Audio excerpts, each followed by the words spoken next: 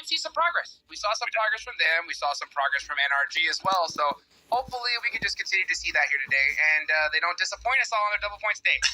Well, talking about not disappointing us, let's start with one of the teams going for double points. Cameron, that is Inco Gaming. Inco, a team that has been, I think, pretty stellar throughout their run, right? And that's why they're in the position that they're currently in. After all, we got to give respect to them. They are the leaders, the highest scorers when it comes to their double points, where other teams, including Alpha 7, Team Liquid, have kind of squandered their double points day. Inco Gaming is not in that conversation. No, they're definitely up there. My one worry is, at least looking at their games yesterday, is that they had that one round where they got 9 eliminations, and with the 12th placement. And they did have that win, but it was a win on Sanok, and it was a win with only 4 eliminations. My big worry is that in week number 3, I'm still not seeing signs of them really taking the rounds by the horns. They're not able to grab control of the round in front of them. They're kind of just having to deal with what's put in front of them, and they're losing a lot of the fights. At least it was yesterday. So today, on the double points day, as you say, they're the leader in getting those maximum bonus points, but I still feel that they're not fully locked in, and there's flaws to their gameplay. I'm worried about not being fully locked in. Gary is there in the number 1 spot, Hot Jukes. He will replace Vitali, unfortunately, because, and I think this is a big shift that we have seen Gary, come onto the Inco Gaming roster in the past, but he didn't perform well. Can he perform well today on what could be considered the most important day for Inco Gaming? Yeah, it's going to be really interesting. The only reference I have as far as from another team was Influence Rage, where they had lost it out to kind of sit back and watch us. That's what he said, right? He said the coach told them, hey, sit back, figure out what's wrong with the team, and then come back stronger. And he did, right? We did see a big improvement from Law in the squad right after. So I'm hoping it's going to be a similar situation with Inco. I didn't get a chance to talk to them, so I don't know. But it's risky. It is so risky swapping a player out on your most important day of the tournament because, it's literally just Alpha 7 versus Team Liquid, and then Fury and Inco versus everybody today, right, Cameron?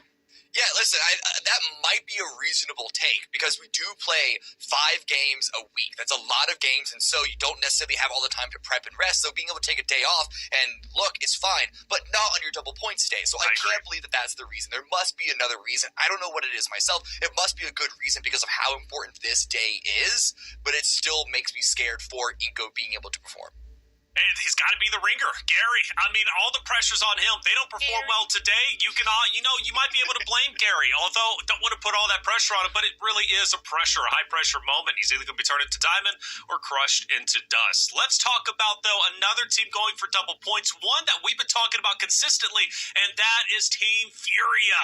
Furia has been on our minds consistently throughout the weeks, and Hot Jukes for good reason. They're a team that knows how to pull up and go big. They've done it. To Alpha 7, Team Liquid. We saw it on InHyper just a second ago. They're a team that's not scared of anyone. They're going for top 4. They want to stay there, but can they perform today? Oh, that's the big question on everybody's mind, and I hope that the pressure of their double points day doesn't get to them because yesterday they showed us that all or nothing type of play style we've been waiting to see because in the past, when the play is obvious, we know they can get it done. When it's a little bit harder, they hesitate, right? And I hope the fact that they know that, today is so important, we have to go crazy, that doesn't make them hesitate anymore. I hope they just had a good conversation and just said, hey, we just got to play our game today and put in some work. But at the same time, Taylor, I really hope that they have some plans to adjust their strategies because I think it's going to be very imperative for every other team in the lobby to try and stop the squad, right? Right. Well, so let's talk about it. Cameron, right before us, Inco, Furia, head-to-head. Obviously, Inco will lead in average eliminations. Damage is relatively even, but where Furia gets the edge is that winner chicken dinner sitting at 8-3 of Inco. Yeah, and that's an absolutely huge ability. We talk about hitting podium. That's at least I do. I find that an important thing because that's really where placement points only start to matter. You get a couple before to that point, right? But anywhere top 4, that's a great sign for your performance and being able to survive and perform in the round. But that conversion rate of second to first is huge. That's a 4-point grab. That is the single biggest jump of points. The single biggest thing you can do to gain points in the game at all. Each elimination, 1 point. Each placement is 1 point until you look at second to first. So if you aren't able to confirm those chicken dinners, that is a lot of points left on the board, a lot of points left onto the table. lot of points indeed. Those placements matter without question. You could slay out as much as you want. We've seen teams do that, pick up 9, 12 eliminations for their good effort, but if you're not getting the placements, you're selling yourself short. And for Inco Gaming, they have sold themselves short enough. Today, that should end, and they should be maybe on top, especially if you're a fan of them. Let us know in chat, who are you a fan of today when it comes to double points? Furia, Inco, E7, or good old NA within Hyper, who's been on the up and up, improving quite a bit. Now, let's focus our conversation from, obviously double points team. We talked about Inco, we talked about Furia, but Titan Gaming, and I want to talk about them because not only are they North America, but we also had a spectacular day yesterday, Hot Jukes, from Titan Gaming's own Doran, who picked up 18 eliminations, which is even beating out Revo, which is incredible. Improvement. Let's go. I mean, that's what we need to see. I mean, we've been waiting for Titan Gaming to really show us what they got, and I think it's a similar situation with Hyper and pretty much the rest of NA, right? I mean, new team coming together, at least a new roster, and man, they've been just making simple mistakes, right? Just playing so separate, kind of playing for themselves. But Doran, putting up 18 eliminations, that's what gets the team hype. You know what I'm saying? Most on the day. Yeah, I mean, these guys are going to have a lot to, I think, show here. And honestly, they need to, because they made us a promise, Taylor. To be the best bottom team out there, right? So that's the promise. We want to see them get on the top page too. I forget who it was. It Titan Gaming who promised us top page? It was one of the teams, whether it be Hyper or Titan Gaming. I thought Red Ox actually was performing the best yesterday on Titan Gaming, but funny enough, it was actually Doran. So much respect. 18 eliminations is not easy to come by, especially with this lobby. We talked about Mythic, Cameron. We talked about Revo obviously going back and forth as the top fragger for MVP. It would be astonishing, right, if we get an NA player from Titan Gaming, right? Doran to be that top fragger from NA, that would be insane. That'd be crazy. Yeah, I mean, they would have to continue to perform at this level. They're currently third on the week itself, currently in third place. It's actually Royals aboard, then Liquid, then Titan in the top three. Pretty close together. So it's, again, the fact that we're playing so many games, it really starts to spread teams out based off of the consistency. We will have to see Titan perform this consistency across this entire week, but the numbers are looking good on their end. They have a 4th place, 2 third places, and all those games have a good number of eliminations tied with them. They don't have a chicken dinner yet, so again, just leaning into you need to be able to hit those, but as long as they're putting themselves in the mix, as long as they don't lose the opportunity too many times, if they get a lot of podiums today, but still no chicken dinners, then I'm going to be worried about their abilities. But again, with the elimination points coming in as well, it's not going to be the worst of the world. Yeah. But it crushes me, though, to hear that, right now, if you were just to wipe the slate clean, right, and just take yesterday, they'd be in 3rd place. And I'm like, why couldn't they just do that the whole time, Yeah. But it took some adjustments. Obviously, there was communication issues, and we talked about Titan Gaming, missing one of their star-studded players. Those adjustments weren't easy, and it definitely had an effect on them. But it's nice to see them coming into their own, starting to improve and get that confidence back, which I think is very, very important. I just hope this roster stays together through thick and thin, or at least the core 3, right? And then continue to drive home to potentially a championship in the future. NA, just want to see them do well. By the way, it was NRG Galaxy who promised to be front page by the end of the week. So NRG Galaxy, another team that is much improved, but NA across the board has been improving. So I'm happy to see that. I am, because especially with the way that they started, Hot Jukes, I wasn't too happy with them. Yeah, I mean, me neither. And that's kind of like a trend we've seen in so many different tournaments, is where all of a sudden when the pressure's off you, we just start seeing those teams go crazy. And it's unfortunate that it's a little bit too late, but it's better late than never, right? I mean, there's always, the fall coming up around the corner. So hopefully this is a sign of the greatness that is to come. Greatness to come. Well, will we also see some greatness come out from Chief? Team Liquid, obviously, Ayala as well. 5 eliminations for Chief away from 100, which we obviously noticed Mythic and Revo reaching that point a little bit ago. And then for Ayala, he's 9 eliminations away from 100. So spectacular numbers coming out from them. You have to give them credit where credit is due.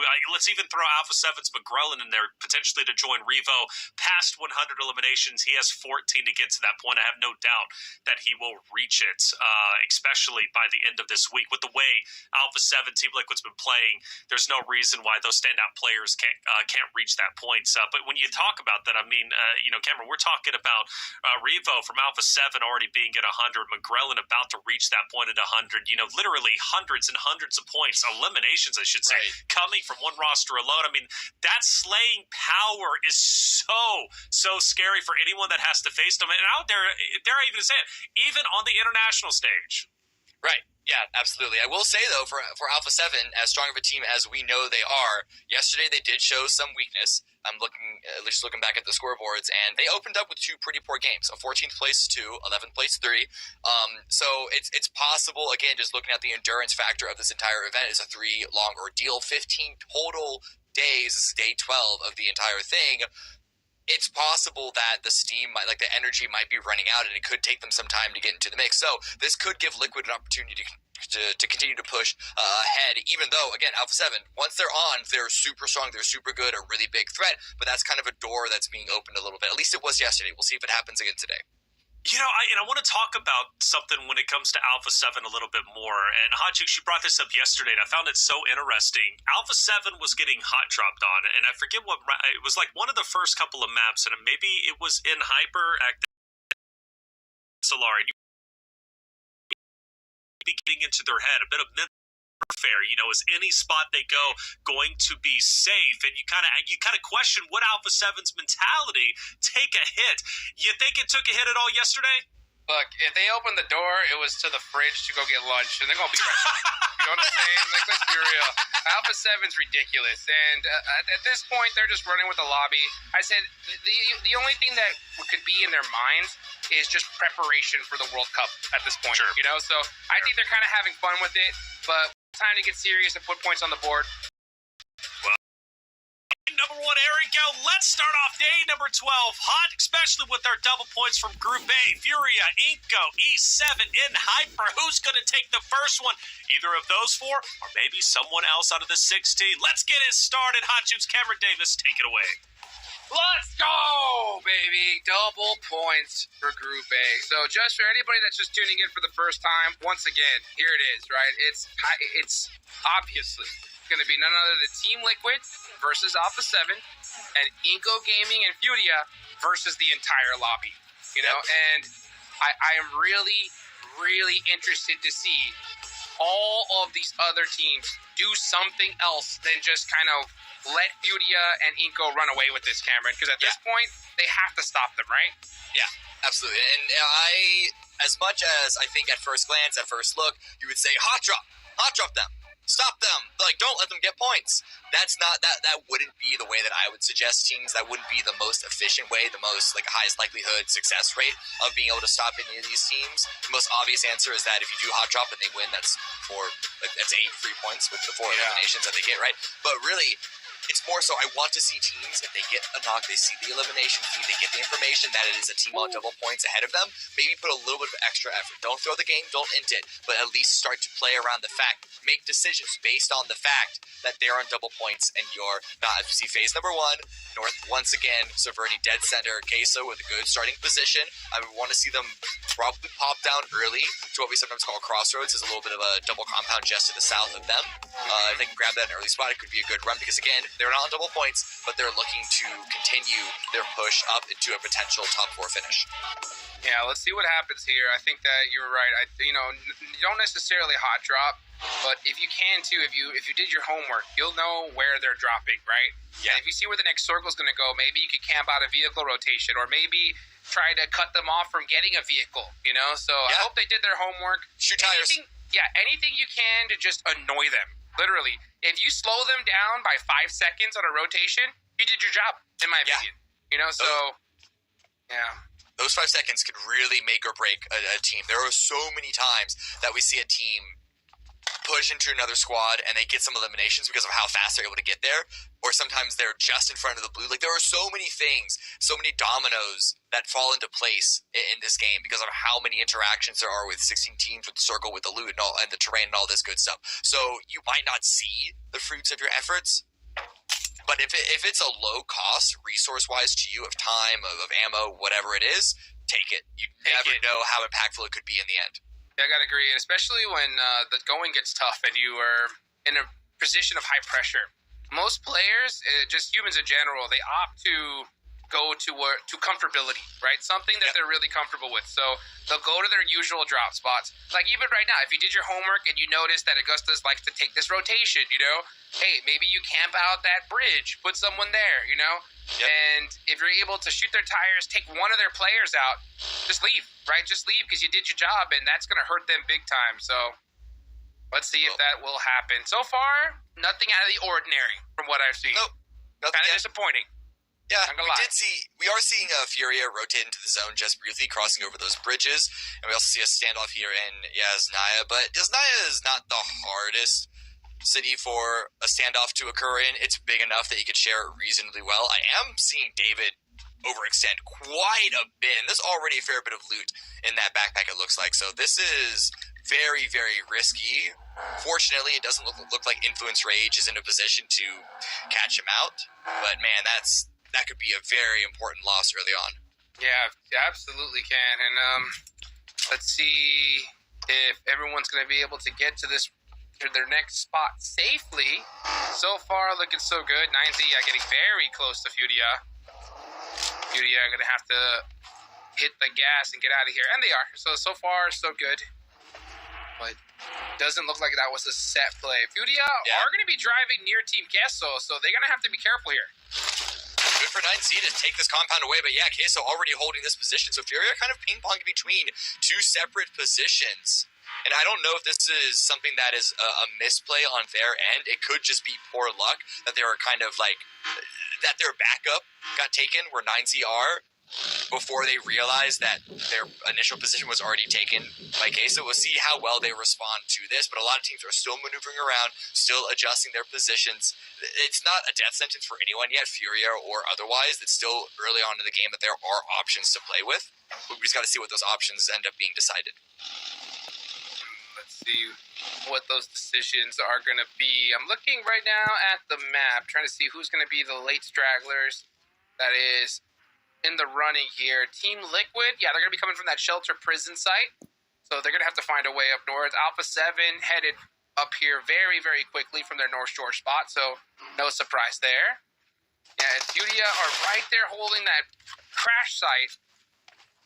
And you can see them just trying to put some shots down range. Playing keep away right now against 9Z.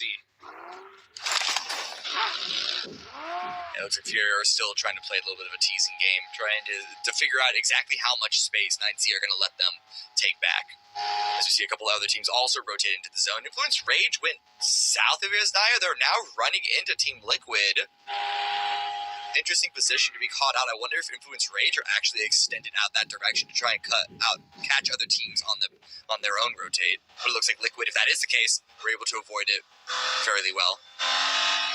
Yeah, so far so good. Nobody getting into any crazy engagements. Titan Gaming is going to be the team latest to the party. They're still looting up Mills of Power, so they're going to have a rotation in the blue zone here. And we're going to see where this next circle is going to go. Any standouts right now? I'm trying to keep an eye on where Inko is. And Inko is going to be taking Rozhawk, so they're making a bet down here. But it looks like Baton is going to get a nice knock on to Chief, and he is completely out in the open here. So most likely going to get thirsted. Team Liquid losing a player on rotation to start things off. Yeah, it's always very nervous to me when I see two teams rotate next to each other when they're not in like a super tight caravan, because you can never tell like who's going to be the first one to stop on the other. Are they going to keep driving? Do they want to take that risk? But then when are they going to like see an opportunity to really pull up and get that initial knock here? And so good for Enhyper to find that first one, but at the same time, it's also the right decision for Liquid to not try and overextend back the other direction. It's unfortunate to lose a player early on, but to lose more than that would be throwing the game. So stay up S3, and you can still get a good number of points regardless. Yeah, and they have a little bit of a little point gap on Alpha 7 right now, so you're just trying to put some decent points on the board. Yeah. And then tomorrow, Team Liquid needs to go crazy. Yeah. So that's going to be interesting to see. And then Alpha 7 in the same boat, but their bonus point day is going to be on Sunday, so they're going to know exactly how many points they need in order to take this championship home.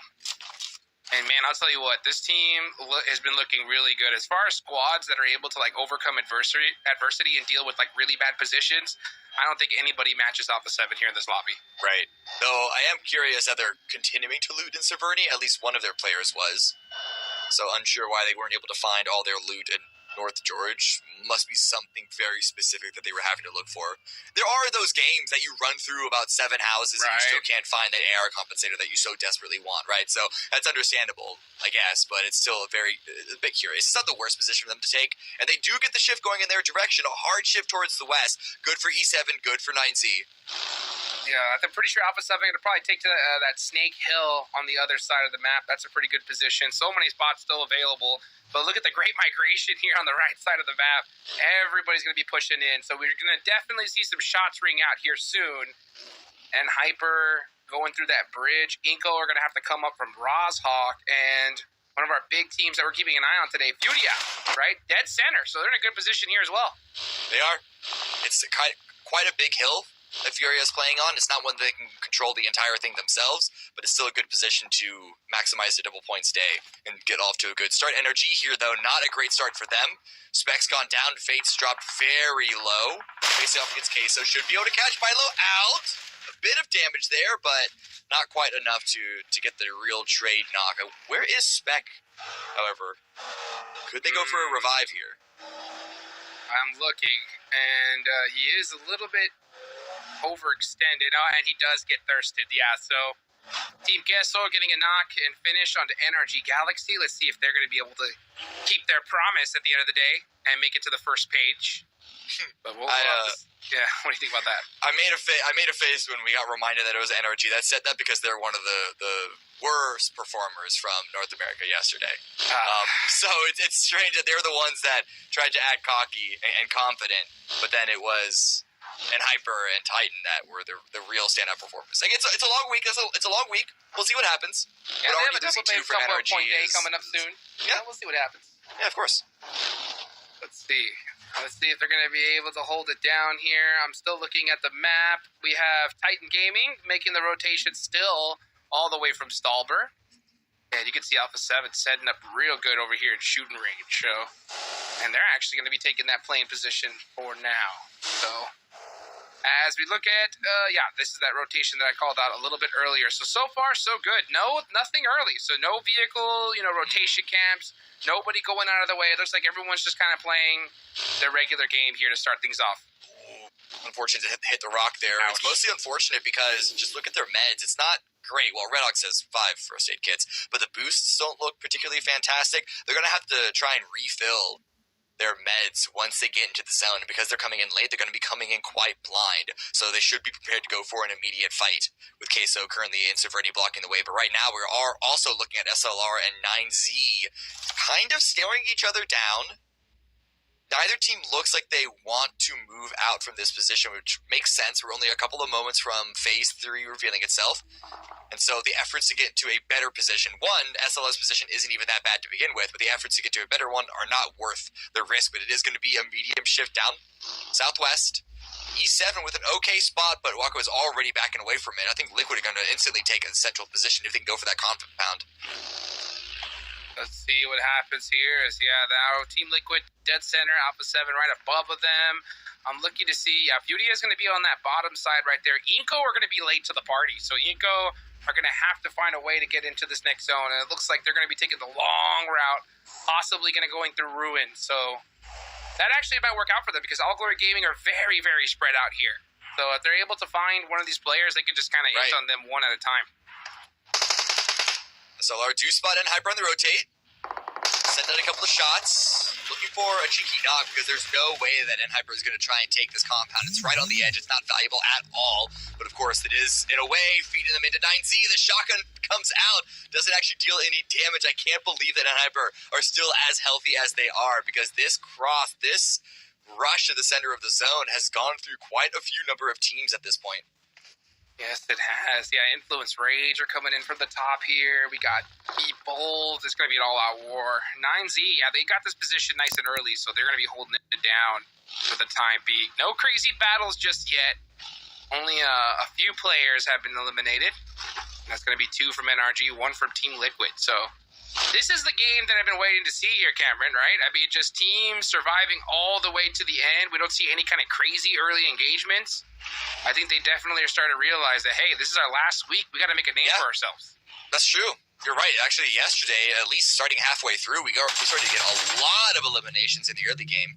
This time around, teams have been a lot more specific with the fights that they're taking, though I do see these two cars just rotating around each other, really baiting out shots from the opposing team. I think that's what Jugo's trying to do, to see if they can't bait Queso into an engagement that his team can then capitalize on. But Eco now in the blue, sending shots. This was that late rotate. They crash into AGG. Nice Long-range shots do deal a bit of damage. Nenabete from that angle, able to at least, stifle them a little bit, trying to make this fight fair, and the rest of Inco are going to have to make something happen. Gary getting a nice knock, and Pedrino gets knocked here, so All Glory Gaming definitely falling apart.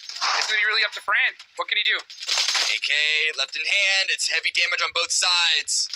The one versus... Oh, can't quite do it. There it is. Through the window? It's actually not a bench. Again, that range position. Listen, you tried to tell me that split positions are not valuable. Wow. This is exactly why. If you are able to set it up in the way that Inco are, if you're able to have a player at long range to output as much impact as Nenabete just did, that's why teams try and set them up in this way. Yeah, and that's the way to do it. If you're going to do a split, you got to put yourself in a position where you can actually support your teammates. And I think that's where we see so many players make that mistake. Right. Because we get into another fight here. SLR getting away with Team Castle. Yeah, they're going to lose a player on rotate. A little bit of a blind send here from Team Castle, but not much of a choice they have as they're going to try to find a spot into this next circle. I'm just surprised that the water is still in play. I thought that the river was going to get eliminated at this point. Everybody Stage thought. 4. Yeah, at least they hoped for, but a hard shift again, southwest. Uh-oh. Oh, and a lot of players are opting into the water because of this. There aren't that many places to play. Cube has already been taken by Royals of War, and so everyone else is just sending it into the water. What? There's like 7 teams here. This is insane. Gosh. Even Influence Rage is coming on down. Let's see if Royals of War can hold out Influence Rage, as Aragod is going to be the only player here holding down that Wizard Tower. We're going to see the utility probably come out. No, never mind. Ayala from Team Liquid catches them, and you're right, there's squads all over the place. And Hyper, Furia, I mean, it's just time to go fishing.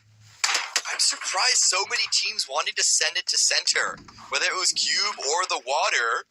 We still have a couple of teams on the north side, but that's just a much more valuable way to even try and gain points. There are still 14 teams up. The expectation that you can start to farm placements from the river, that's a bit of a long shot. Yeah. Especially so early. I think a lot of players could have caught third parties, but instead they just said, you know what? Let's just have a little party in the water here. And here come the nades rigging out. Law's getting shot from pretty much every single angle at this point. Team Kesso get eliminated. One more nade towards FS. And Hyper hurt bad. And Furia, man. Furia are in a real tough spot here, as Gaovski's trying to be able to catch their teammate. But you know the team that is really getting a lot of value out of their position is going to be Inco on the south. Because they were south of the river, they can still play their position. They're already spread out again, similar to what we saw at AGG, and they can just third-party long-range shots all across the way. We do see E7 go out, 13th place. Stars gets revived. And that's a very lucky shift for Inco. I mean, the fact that the zone went all the way south here, they got to utilize this opportunity for sure. Because if it went north, they would have been in big trouble. They've just been gate kept by everybody. So, and Hyper on their double points day as well. They have 3 so far. Looking to make some noise for North America. And yeah, the smokes are definitely going to have to start rigging out here because they are stuck in a really tough spot. Nice shot there, though, on the Furia. And that's the team everyone's trying to take out. They're holding it down for now. Does Koi spot Arthur's in? I don't think he does. Yeah, he's just going to be having eyes locked on the stars down here. Definitely hears the shots. Sending out some blind mollies, some blind shotgun rounds. Stars backs away. A bit too threatening from SLR on both sides. But SLR are dropping down. Either chasing stars or pressure from teams on a number of different angles. Not quite sure, but they're jumping in the water. Yeah, if you jump in the water, you can see swimmers super easy. So, yeah, they're popping out. And Stars wins the 1v1, hops right back in the water. And play a little bit of game of peekaboo here, little Marco Polo. And we're going to see if the rest of his team's going to be able to help him out. Baton, yeah, he's just so pushed out. Oh, that nade is heading right in his direction. Does it hit him? Oh, so close. There were a lot more of that came from, though. SLR is putting in a lot of work from this position. They didn't send it to the water to just try and play safe. They sent it to the water to clean up. They want to clean up this swamp. They want to get all of the litter out of this lovely river and try and make it a beautiful river again. That's right. Let's see. Hey, I mean, go green. That is what SLR is trying to do here. Oh, boy. Wait. And did we see what the next shift was again? I know. I mean, they knew something we didn't, Cameron, because, I mean, this zone went right here towards that bridge. And SLR looking to swim as well. Oh, getting shot up, and he gets knocked. It's just dragging up for SLR. Oh, he's gone down now, too, though. And fortunate shift for Inko. Inko hasn't having to move a muscle. They are just like, come to Papa with this kind of circle. Let's see if they're able to really optimize it. And Fudia holding on for dear life here. Remember, this is their double points day. They got to do everything they can to survive. And they're trying from this bridge position. Unfortunately, they have just been battered and bruised from so many different angles. They're running out of utility, running out of meds. If they go out right now, 0 points. Yeah, that's the problem. They're still quite far away from any placements. They don't have any eliminations either. And with the health bars that they have, trying to take a gunfight is not going to be pretty successful for them. But if those then goes down, there's going to be one player up for Team Liquid. Alpha 7 still has a squad up, but they're going to have to push from the north side here. Mythic catches out to Zin. And I wonder if Team Liquid especially realizes it's Fudia, if they're going to give it any extra effort. At the end of the day, they're still so far ahead, they don't have to worry about them. But, oh, what happened? Was that a self-nade? Or from somebody else, but Fudia gets eliminated, and that is a 0-point game, not the start that they wanted. It's not good. Like I said, yesterday it was a bit of a slow start for them. But now with fewer teams on the river, this does give some extra space for teams like N-Hyper to try and apply pressure on the high ground. A good grenade goes inside. Doesn't get the knock, but it deals some damage. And still, N-Hyper, they're kicking 7 eliminations for them, and they're in placements now. So for another team that's on double point day, this is such a good start for them. Baton really putting in some work right now. And Hyper, 7 eliminations. Baton with 4 of those. 497 damage. That's how you want to start, that's for sure. Meanwhile, Super Lazy Reflex are going to get eliminated. And Influence Rage, they took that Wizard Tower, and man, they have been holding it strong. Also, got to give a shout out to FS. FS has only 1 elimination, but 634 damage. Ooh, wait a second. Law now wants to clean up the last team in the river. They know that it's a bit more free for them. They have the man advantage. People in the water to try and search out Baton. And Hyper's run might be stopped just a little bit too short. But now Influence Rage, I don't know if I agree with them sending all of these bodies into the river like this. They're going swimming. Baton hops into the buggy. And Federal is going to have eyes on him. But Alpha 7 have eyes on this position now. So everybody needs to watch out. Federal. Oh, Baton might shoot from the back. And he gets him. No, he doesn't. He misses the shots. That is going to be a tough one. And Diego's also gone down. Federal low, Law low. I think Influence Rage might have just thrown their game. It's not like they had a lot of other options in front of them, but just to, Lemming send it into the river, lost any chance of trying to pick up other elimination points because there were still Royals of War just to their east who have been having a pretty good game so far themselves, so not even opting into a fight with them before they go into the rest of the zone is a bit of a question mark for me. Oh, well, sometimes you see your friends, right, go to the river, and you want to join the party. And I think Influence Rage wanted to have some fun in the sun. The water does look nice. It does look nice and refreshing. It's hot outside, that is for sure. But, man, Baton still alive, holding on. Definitely not the best decision for Influence Rage because they are getting punished from this. And they could have held that tower still. I mean, they're still in zone there. Yeah. But instead, try to hunt down some eliminations. Colgo catches him. Yeah, that hurts. Royals of War are still using the high ground as long as they can. I do wonder if those grenades that we saw a few moments ago by N-Hyper into the tower kind of spooked Influence Rage. That actually seems like a reasonable case. But again, I think they could have at least left 1 or 2 players behind. Possible. Law's going to go for the res on the Federal, and he should be able to get it. Baton is up and ready to go here. So N-Hyper still putting in work. Team Liquid with 7 eliminations. When did that happen? That was quick. I mean, most of it's been on a 5 Mythic. of them for Mythic. Yeah. I mean, who else is it going to be, right, at this Of point? course. Just third-partying, not overextending, It is known. not getting too vulnerable, but just throwing some shots out, stealing some eliminations. Uh-oh. And now, with a lot of frag grenades still in the backpack. It's Both A7 Mythic. coming in from the opposite side, they seem to know Did you see that? exactly where Mythic is. Oh, my gosh. I thought that nade was right on point, just a little bit short. Mythic has some of his own, but now Inko is getting in the mix, so Inko has to watch out. But the problem is that this hill, they have no sight lines down this hill. It's just steep enough. Inko are going to have to push out. But this could be an Inko Gaming win easily, especially with this next zone. Only 3 eliminations. That was from the fight earlier. They weren't able to clean up any other We need more. third-party shots from these positions. But coming into this as the only team left with all 4 standing should give them an opportunity to clean up. But again, I agree with you, though. Alpha 7 being below that ridge, that's a huge threat point. Yeah, I think Alpha 7, they got their eyes on that bridge right now. They're just trying to clean up everybody, and then they'll deal with Inko later. But they're going to have to deal with them sooner than later here because this zone is looking like it's most likely going to go, wow, what a shot there from 7 from across the way. Victix is going to try to run in to res him. I don't even know if that's the right play. Gets popped. Oh, down to 1 HP. And there goes Mythic. So Mythic is down from Team Liquid. Alpha 7, how are they going to finish this game? Inko still just trying to output as much damage as possible, get as many eliminations as possible. They're in the zone. We still got to see where Phase 7 and, of course, Phase 8 goes afterwards. But in the meantime, with the blind spot, Alpha 7 to focus exclusively on Influence Rage. Grenades? Oh, that one looked better than it ended up being from our perspective, from our angle. And Hyper still alive, despite Law also throwing some utility in that direction. Hanging on, but this is an Inko Gaming win. It has to be. I mean, the zone going even further in their direction. Right. This is what you hope for here. And this was very fortunate for them because they would have been toast if the zone went north. But the fact that it went all the way down south here has been super beneficial for them. It's time for them to get some eliminations, though, because Alpha 7 are looking to take all of them for themselves. That nade was mighty close to Carrillo, and Law ends up catching him.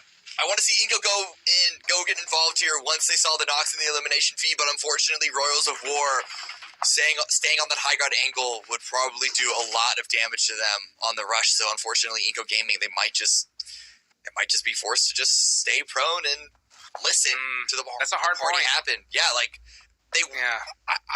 I can't blame them at the same time. Like, they need eliminations, but at the same time, it's like, hey, it's an automatic chicken dinner.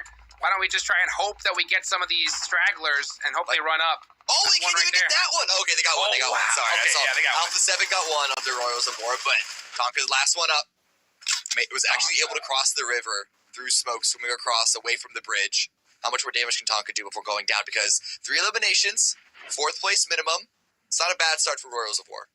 They need a massive start, though. Like, they really have to do crazy if they want to stand a chance here at making it into top 3. And meanwhile, I think he's going to have to push at some point. Let's see what happens. As Mafioso is coming from behind now, trying to shut down Influence Rage. Let's see if this nade hits. Look at the minimap. Look at Inko. I think they're actually starting to push. With Royals of War no longer having the high ground angle across the river, they can now get involved more easily. Now, granted, they want to make sure that they can stay tight and play for trades. But at the moment, they are still letting it. Alpha 7 and Influence Rage just deal with each other by themselves. Mafioso tried to pull out that nade. Now he's pushing out the DBS. Mafioso. Carrillo's going to be coming from the other angle, and Influence Rage gets eliminated. So that's Alpha 7 versus Inko. 9 eliminations, but Tonka's on this off angle. You can't count him out as well because the zone has gone towards his direction. Oh, behind him, though. Yeah. Gotta be careful. I don't know if Inko are aware of his position. They could be tunnel vision on Alpha 7. We did see 7 just throw himself along that northwest ridge of the blue. Alpha 7 are backing away from that, still trying to stay on the low ground, and they're scouting out. They're aware He knows. of Tonka still being alive. Yeah, he's like, that rock right there is too suspicious. So he's keeping an eye out. He knows that there's got to be a player over there. But, I mean, it's possible that Inko thinks this is a pure 4v4. Oh, nice shot from Nunez. Real quick, so don't peek me. Do not peek me. Because they need these double points more than everybody right now. They're trying to get that last slot to make it to the big show that is right around the corner. McGrellin in a 1v1, and that's it. Alpha 7 eliminated. This is all Eco Gaming for the win. It took them a while to go on the push, but they executed perfectly. Only a little bit of damage onto 7, who played entry, kind of stood around as bait, and the rest of Eco was there to follow up, and all 4 up. And at this point, yeah, it's running out of options of where the last member alive could be. And he got a beautiful game for Eco, one that they so desperately needed. And you can just see the look on their faces. Hey, you know what? At the same time as they're excited, they know the work's not done yet. No, not at all. And that, again, remember, this is with Gary subbing in from Italy, so we're questioning the reasoning behind that roster move. But I mean, it's only been It's only been one round, but so far it's worked. It's worked so far, hasn't it? Gary will pick up, the least amount of damage, also only one elimination, but let's not discredit what he did. Hot Juice, what is going on? Oh my gosh.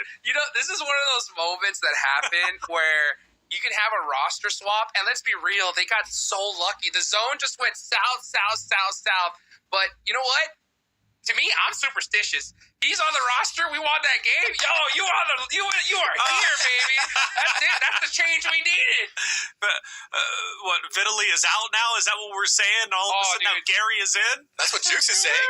See ya. I mean, that's how it happens. I mean, sometimes who knows? It could be just the good luck charm. Who cares if he didn't do nothing? We won the game. I hope you are never my coach for anything we do, man. You could bring in a newborn baby child, and then all of a sudden the team performs better, and you're like, you're in, you're out. And it's like, whoa, don't crush my dreams. Well, good on Eco. That's the way you want to start off, Cameron, right? Winner, chicken dinner, 8 eliminations. Eco Gaming, very hyped up in the pre-show, but not as hyped up, I think, as Furia. Furia was that team that we were expecting to, have just a stellar day, which could absolutely still happen with 5 games remaining. But, I mean, you want to talk about the perfect start for Inco. Lucky or not, Gary, Vitaly, it doesn't matter. Performance is performance in Inco Gaming. They have it. Yeah, but it was lucky. We have to acknowledge that. It was lucky, dude. In fact, we were talking about it during the game.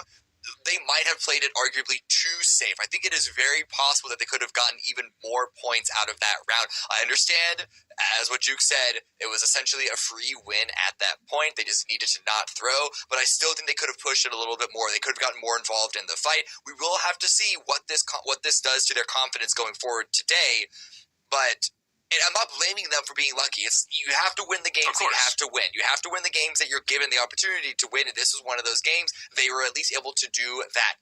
How many points can they get when they're not given this shift? That's the test for the remaining five games today. Yep, that is. Yeah, and we have 5 games to see, right? They are going to be put to the test without question, and maybe some resentment now grows for the other 3 teams who are going for double points today. Maybe not in Hyper, though. I will give in Hyper some credit, man. 7 eliminations, 5th place, a team that is looking to regain control, right, in the NA standings, Hot Jukes. I believe this game actually will secure that, given the fact NRG Galaxy was the 2nd team to be eliminated, albeit they do pick up 2 eliminations, but 2 points is not going to be enough. I believe in Hyper might overtake them into positions. I mean, it's most likely going to happen, right? It's their double points day. They should overtake them in their position, right? And it was a really hard one to play. I mean, they had to send it all the way down. But hold on. Look at that. 36 points from Inco. That's but still, 20 from N Hyper. It's good to see, these teams in Group A maximizing their opportunity. Let me say this, all right? If you win the lottery, you're lucky, okay? But you're taking home the millions of dollars, right? You're not giving it back because you were lucky. And I think for Eco Gaming, they're just fine with that 36 points. You take that all day, every day. In Hyper with 20, Alpha 7. Got to talk about a 14. Good, but they just get richer. They were already rich to begin with. They don't need to win that lottery at this point in time. Team Liquid also included, but a heck of a start without question. And Cameron, just a little bit more on Eco. I want to talk about that split at the beginning that you guys are praising against AGG. That showed to me, though, like they're very much in control of what they want to do as a team and how they want to attack fights.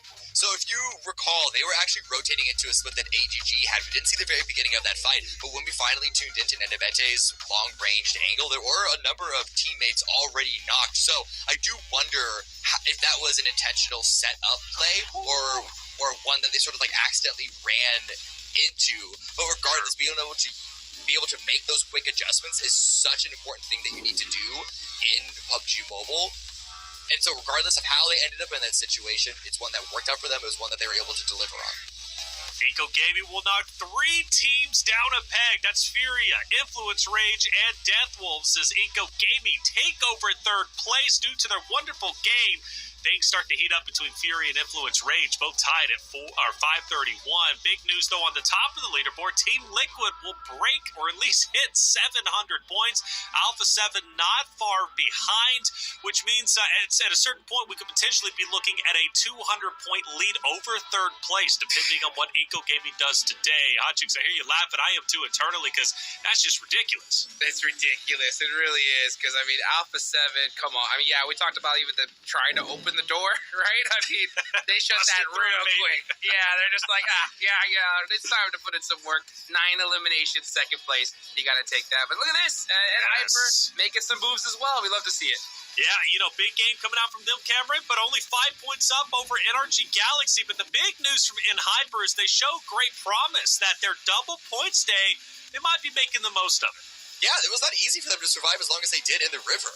The fact that they were able to deliver in such a stressful environment where there were shots literally fired on all angles, grenades literally thrown from all sorts of angles. They were playing on the low ground. They had to deal with the sharks in the water alongside them, as well as teams on the high ground like Royals of War and Influence Rage. That is not an easy situation to survive in, and they lasted quite a while down there. There were many points that I was like, okay, you got a couple of eliminations, but surely you're not going to survive longer. And they did. They were able to get so close to a top 4 finish there. So that was absolutely a great sign for, hopefully, fingers crossed, things to come today.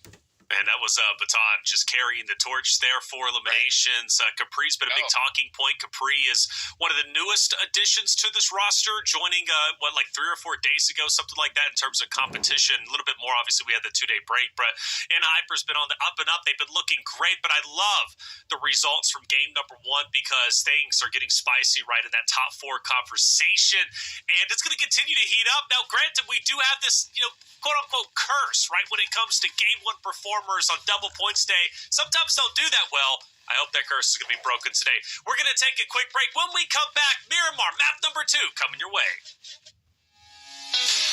Hello, everyone. The all-new 2024 PUBG Mobile Super League event PMSL Pass will be available from May 31st to June 30th. The PMSL Pass has 20 levels and only takes 500 UC to unlock. Get a Dark Arts Gentleman set immediately after purchase. After unlocking the PMSL Pass, you can view the missions and complete them to get points. Raise your pass level to claim corresponding rewards. Plenty of rewards await you, including the Dark Arts Gentleman set, Dark Arts Gentleman glasses, Dark Legend Smoke Grenade, Dark Legend Avatar Frame, and the ultimate reward, Dark Legend UMP 45. To quickly raise your pass level, you can 1. Redeem points from points voucher redemption codes. You can start by using the redemption code 24PMSL Pass now. 2. Use UC to purchase levels directly. After reaching the max level, every additional level reached will grant 1 PMSL crate. Additionally, you can gift the PMSL Pass to friends who meet the conditions. Send your friends a small gift and complete to see who unlocks the ultimate reward first. That's all for this introduction to the 2024 PUBG Mobile Super League event. Unlock the PMSL Pass, put on the Dark Arts Gentleman set with friends, and collect amazing rewards.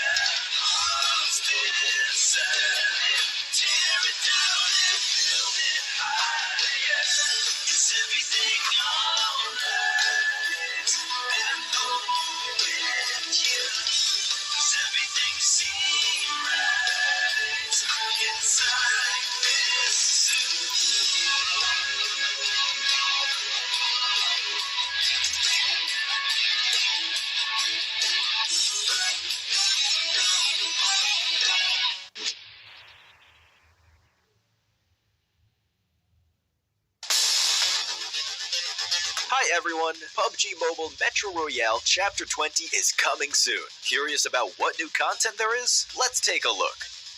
Our focus for this update is on bettering your gaming experience, so we've added a series of improvements. First, we've added quick action functions. Starting now, you can tap to repair all items at once on the loadout page, and you can open multiple gift packs at once in your inventory. We've also improved the firearm status at the start of the match. During the preparation stage, firearms will be reloaded by default and will be set to full auto firing mode. These improvements all aim to save your time while improving efficiency. Additionally, you can now earn EXP from Metro Royale matches. In other words, playing Metro Royale will now contribute towards raising your player level. If you bring a companion into Metro Royale, they will also earn companion EXP. Chapter 20 also brings brand new honor rewards and collectibles. What's different this time is that after you get certain gold collectibles, they can be displayed in your personal space of the main lobby. You also have the chance to unlock home collectible decorations. Place them in your home to show them off to your friends. With the new version update come enemies who've already infiltrated Metro Royale's Arctic base and Misty Port. While you're out exploring, stay vigilant in these areas, as Striders are active there. Oh, and we've also added 2 new firearms in this update, the P90 Cobra and P90 Steel Front. Don't forget to try them out. That sums up all the new Metro Royale content. Chapter 20 is about to begin. Hop into PUBG Mobile Metro Royale and experience it for yourself. We wish you all successful evacuations and bountiful loot.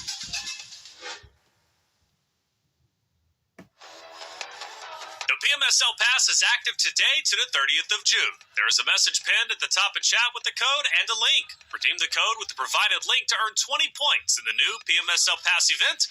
Be that much closer to earning the Dark Arts Gentleman set and Dark Legend UMP 45. Welcome back, everybody, to the 2024 PUBG Mobile Super League America Spring Season Day number 12. I'm Taylor Reflections Noble, joined by Hot Jukes and Cameron Davis. That is game 1 done on Erangel, an exciting one without question.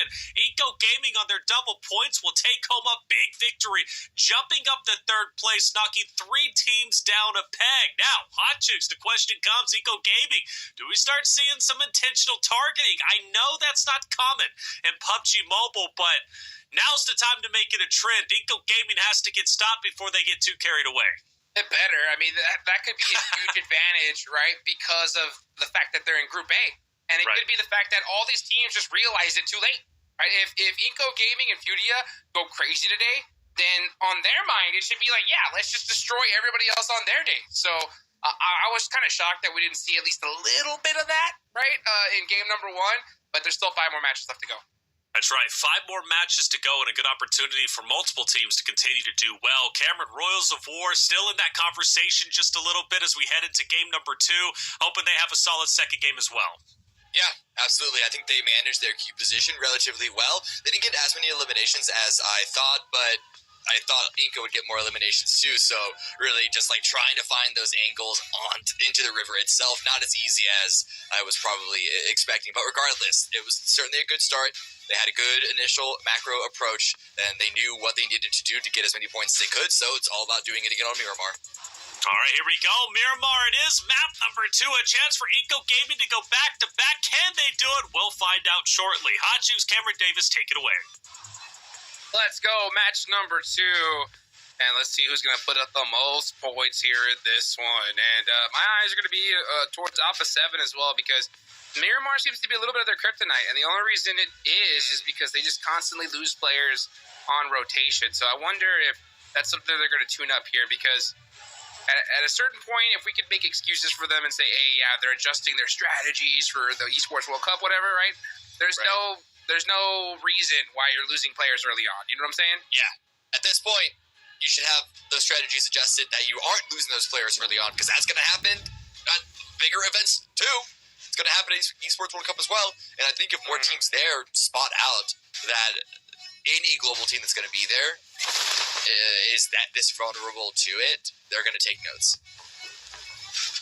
They're definitely going to take notes, indeed. So I'm looking. Fudia was the team that was first out. They're going to be heading all the way to Puerto Parieso. They're going to have a nice little time down there.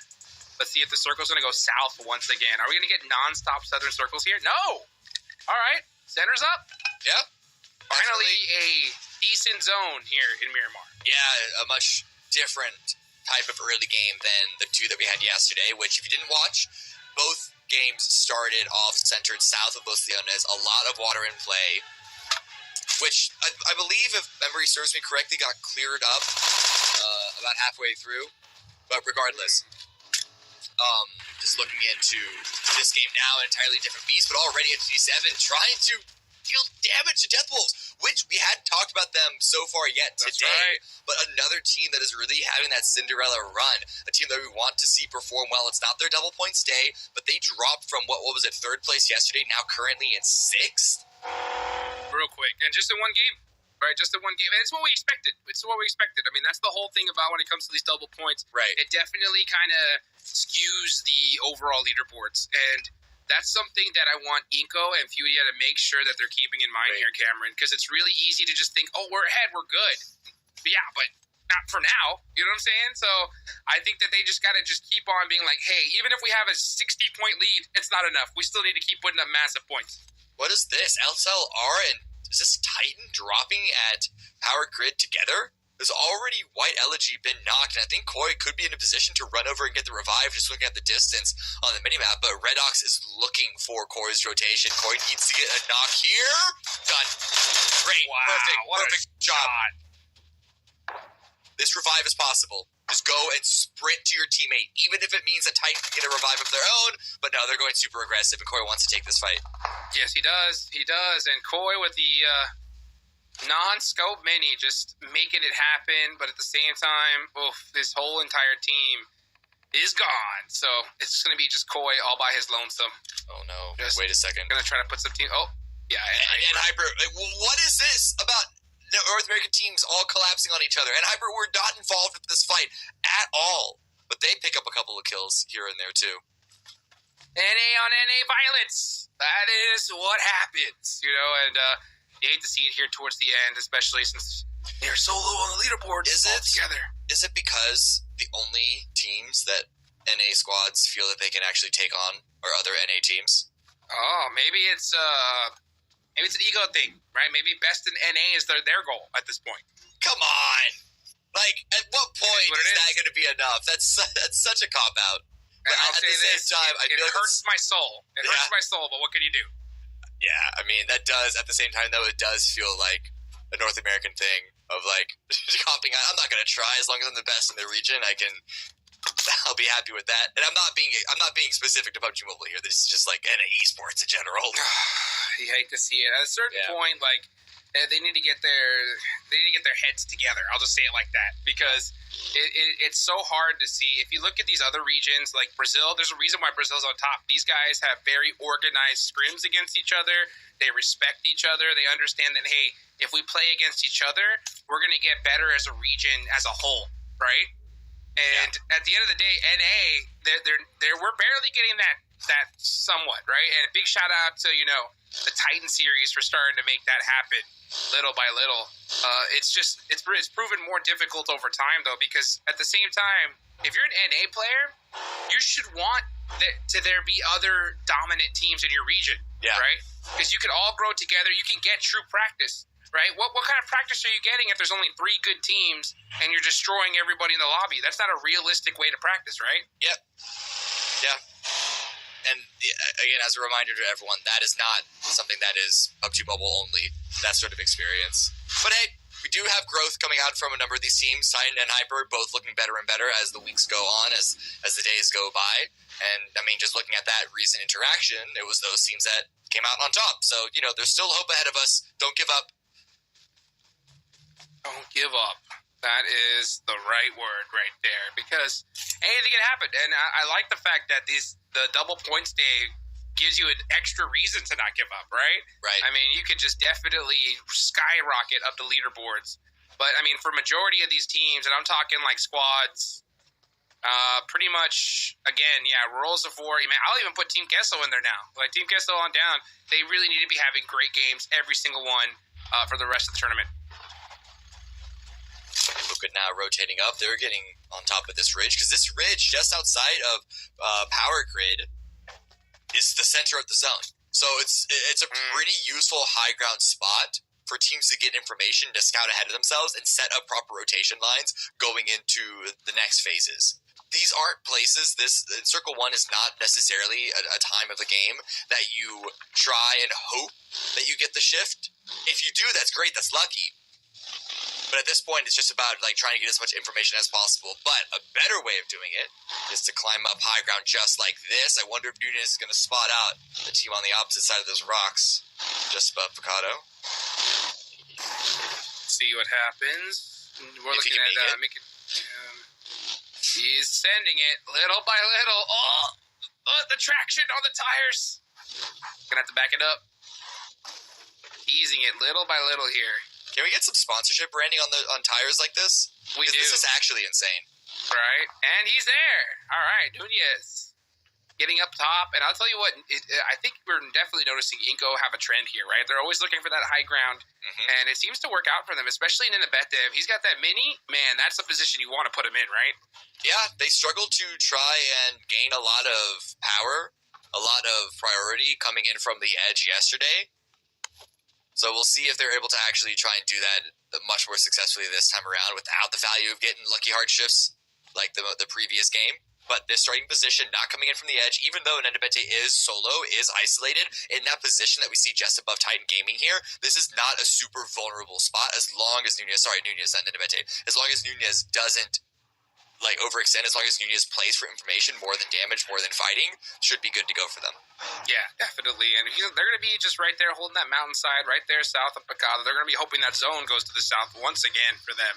And, you know, we talked about that luck factor, and it is a thing in Battle Royales, right? And the thing is that if you do get that luck, you have to optimize it. And I understand why you said, hey, it would have been good to see Inco be a little bit more active, right? And try to maximize that opportunity. And this is what I was talking about, though. At the same time, you don't want to take risks when you need to put points on the board, and that makes people question themselves. You know, you try to avoid all those coin flip scenarios. Nunez does get that knock on the Titan Gaming, but yeah, the rest of the team, I don't think they're looking to push this at all. Third PP peak does give Nunez the opportunity to just watch relative safety and then look for members running out in the open. Also continues to check behind for those members of Liquid, but the next shift does go towards the east. Liquid's already on the move. Nunez can stick around and just be a complete nuisance to Titan. Very fortunate shift again for Inco. Working out in their favor. Let's see if he's got this bounce. If the bank is open, it is not. At what point he's going to want to leave. He knows that it's Titan. Titan is not on a double point day. So, also not even in a position on the leaderboard that is a big threat. Yeah, he got the knock, didn't he? Oh, yeah, but now they can only know if they get a full flush. Oh, right. Yeah. Right. So not as maybe he did his homework, he should know. Yeah, well, you know? Yeah, also there was the fighting earlier on that did include full eliminations. That's true. So if he should have a clue, because there is one, player from Titan that got thirsted.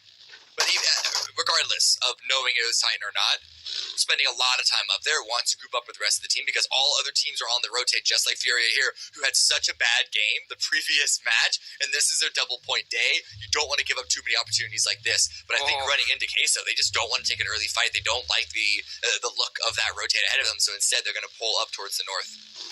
And this is where I think Furia is going to struggle right now, is making those second decisions. And honestly, going out with 0 points in game number 1, it's only going to make that insecurity grow more, right? And that's the thing is, I hope Furia will continue to just say, hey, all right, yeah, you know what? We've made the decision. It just didn't work out. That doesn't mean that it'll never work out, right? Hey, we still got to take some risks here because even though we have 531 points, everybody else is going to have their double points day coming up around the corner.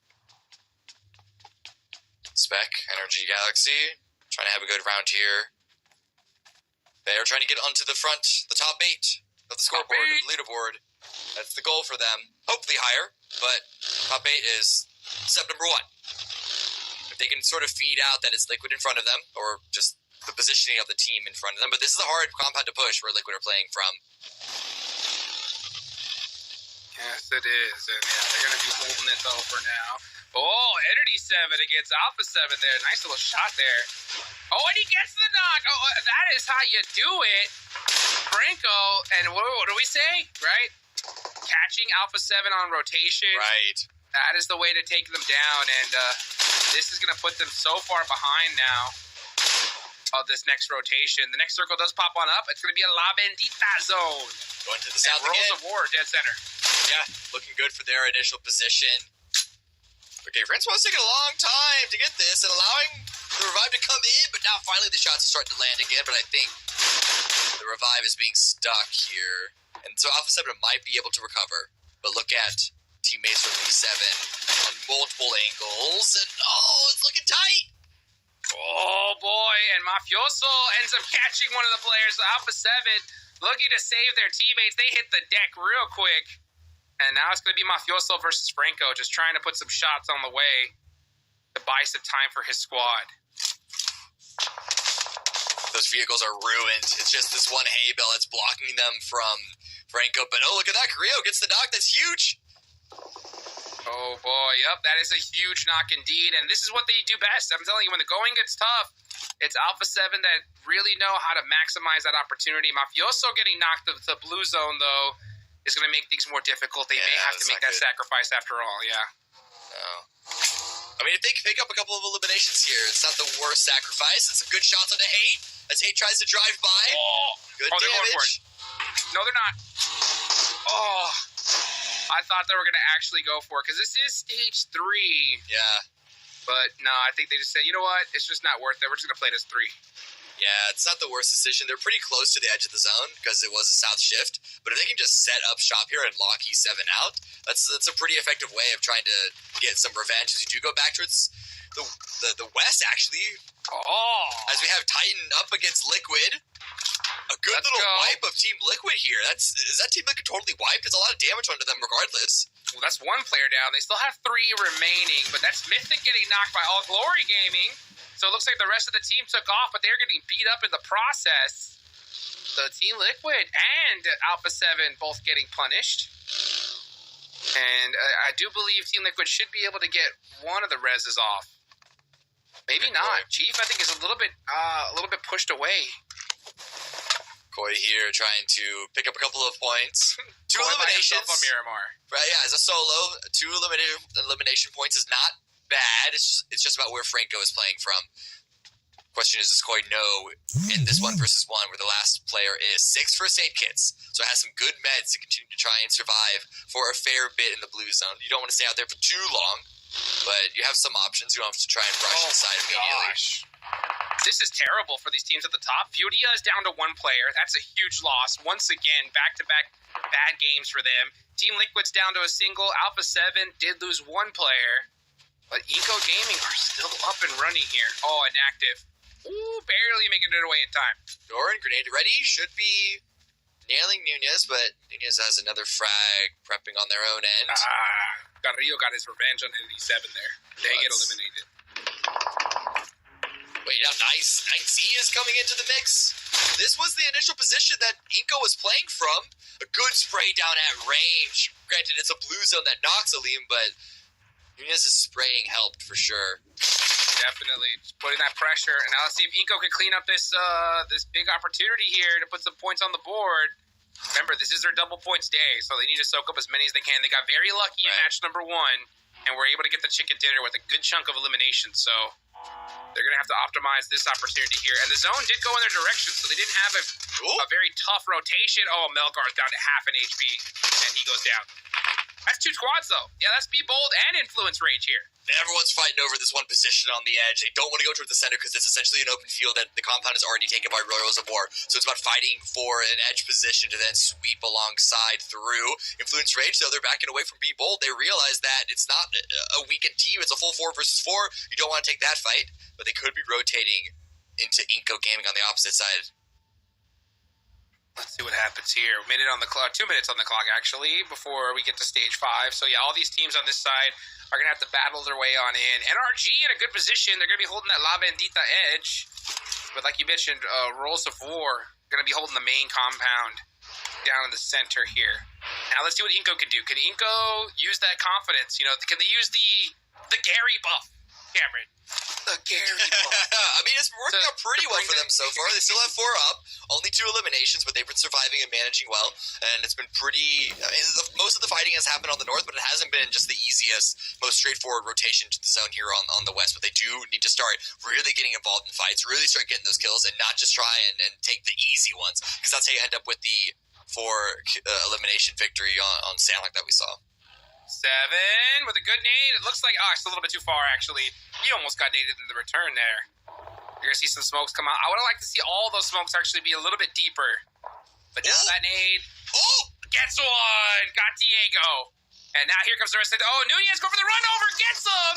Eco Gaming not letting up the gas, but they have just one player they have to watch out for, and that's that sight line right there. That's Milovan. So that's going to force... and he gets a knock on a 7. Nunez going to go up in the open. Very dangerous. Got to hit this shot, and he does it. Influence Rage. Bouncing back slowly.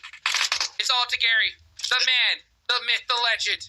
Gonna sing the revive here. All into Milo for Influence Rage. You saw just how much damage he's able to do from that extended angle. It hasn't been enough to keep the teammates alive, but these grenades, it's such an easy pocket to land it in, but the revive came through, and now Gary's rushing forward.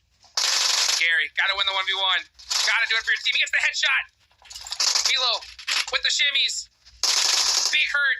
And he gets taken out. It's all Gary, baby.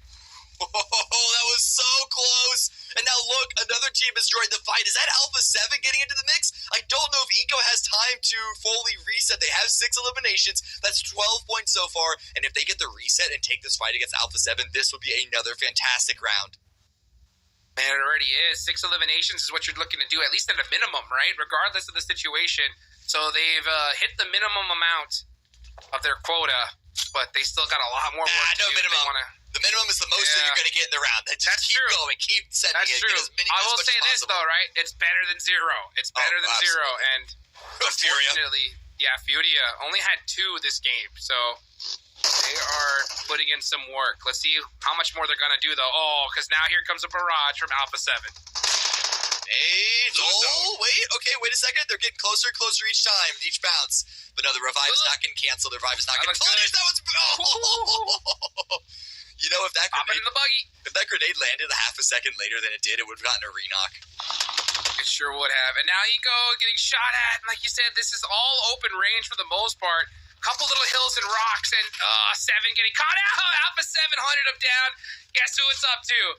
It's up to Gary. Alpha 7 got eliminated. What happened? Gary did it. Gary, did he blow up the vehicle? Must have. It was a 3-member spray down with that UMP, at least according to the elimination feed. So listen, the Gary sub is working out. That's 9 eliminations for them. He's unstoppable. That was a huge game right there from Inko to be able to hold on and look to secure that last spot. Chief running wide on the open. No. The shimmies. Lawrenson. Hey, when in doubt, let Rata Boy get the elimination because he was able to do it from the side. So, Bros of War still in the mix. Team Liquid are now eliminated. And you can see, now it's just all those teams, 6 through 9, desperately need these points here. Yeah, absolutely. Rose of War, Queso, Death Wolves, teams that need to have really good rounds. This is the time to do it. Death Wolves, they lost that player super early. I think they might have been the first death of this entire round because we saw that interaction earlier on against, I believe it was 9Z. Don't quote me on that one. But still, they've remained all 3 remaining players from that initial interaction staying alive. 2 eliminations. They've avoided a lot of the fighting early because of being down a man, but from their spot, I'm looking for a good fight for them to take. And according to the minimap, it's going to be against Be Bold. Looking at who's still in this game, Death Wolves need to have a good one. And I'll say this just one time in the ultimate hypothetical, right? If we wanted an NA team to try and do some miracle run to at least the survival stage prior to this game, and Hyper was 175 points back. So that is like an 150-point day today at a minimum. Right. And then they need to be winning every single game for the rest of the tournament. Yeah. But, honestly, if they don't win this game here with a crazy amount of points, it could be nail in the coffin for them. Could be. They have all 4 up. They already have 3 eliminations. And look at the spread that they have on the southeast side. Baton's dead center. This sort of central shift from the zone with that south ridge of La Bendita, sort of the high point of the map, it's good for NRG, but we'll see what Hyper can do with Baton's central position as well. But what do you think about that split, though? That one, they need to close it up pretty fast. They need to close it up pretty fast. It was looking good at the end of the previous zone, but their interaction now in Stage 5 with the shift to the center as it was, I want to see them close it up. Baton's actually going to be falling back. Doesn't like that middle low ground position. Yeah, he's going to try to go for that high ground there. He's going to watch out, though, because Team Kessel, he's going to go ahead and say, okay, guys, I'm showing you the way. Get over here quickly. Wait, but Queso. Now they're coming in. A little bit of a distraction. They want to take this fight. But Deathwolf's also getting pushed by people. And it's Rana Boy gets the spray down there. This is the big storyline right here because Deathwolves are definitely in the mix for sure. Obscure, throwing the nade down south, not able to get it downstairs. Meanwhile, going to go out and try to get it done with that UMP, and he's going to win that fight. Beautiful 1v1. Secures it with a mini, too. A little bit of a backhand slap right there. And Deathwolves, 4 eliminations so far. Doing a great job of holding this position, but they got to get this done quickly because they only have 2 minutes on the clock. They have a teammate knocked, and Energy are now coming in. Fate, Melas, Spec, J7, they're all surrounding this fight. Fran, last one up for B-Bold, just holding on into a compound. I don't think their teammates, I don't think he's out, is going to get revived. Deathwolves. Let's see what happens here as Fran is going to just try and make something happen all by himself. But we did see Team Kessel get eliminated, and that's, and Hyper with 7 eliminations, right? I mean, they're doing the most. Is it happening? In their double points day. Is it happening? I hope so. But Fran now. With the angles by himself. He got one. Dropping down to a 1 versus 1 now. A push up the stairs. What are you doing? Why are you just pushing up the stairs like that? That's a free elimination for Fran. Oh boy, Fran clutching up the 1v2 for his squad. Be Bold trying to hang on, and they're in 9th place. They have a big differential to pass up. Prior to this game, Be Bold were 126 points back. But it's games like that on your non-double points day that'll definitely make something happen for you. Already 8 eliminations. About to hit top 4, about to hit podium. It's been a good round for them so far. How much more can they get as NRG is still looking in that position, looking to clean up these last few stragglers? But I will say, NRG, they didn't overcommit into that fight, which I think might have been a bit of a mistake because they're still putting a lot of attention in this direction, and that's giving room for Hyper to get a much better position in the center of the zone. Now that Queso's been cleared out, there's not as much threats from so many different angles for Hyper. Fran gonna go out the Blaze Zone here, most likely, looking to deny the point. Let's see if Fate is able to pick it up. Does he spot him? The door is busted, but I think he's hiding behind that crate. At a certain point, NRG got to commit to something. I mean, if they're trying to make that promise and go to that first page, you're going to need a lot more points because they don't have any elimination. Oh, wow. What a shot from Fran. That's it, though. Please, I'm going to get him. Yeah, there's a little bit of damage. Those grenades that came in brought the health bar too low to even try and attempt to go for a first aid kit. So now NRG, with their space clear on the west, they still didn't even get an elimination from that, though. 0 points to them so far outside of placements. Yeah, the good position, but not getting any eliminations is going to be tough. And that's the hard part, too, about this, is like if anybody team wanted to have a miracle run, you're going to have to do it just with pure gun skill. You need to get some crazy eliminations. But this is the moment we've been waiting for. It's almost all NA alive here. We got SLR and Hyper and NRG.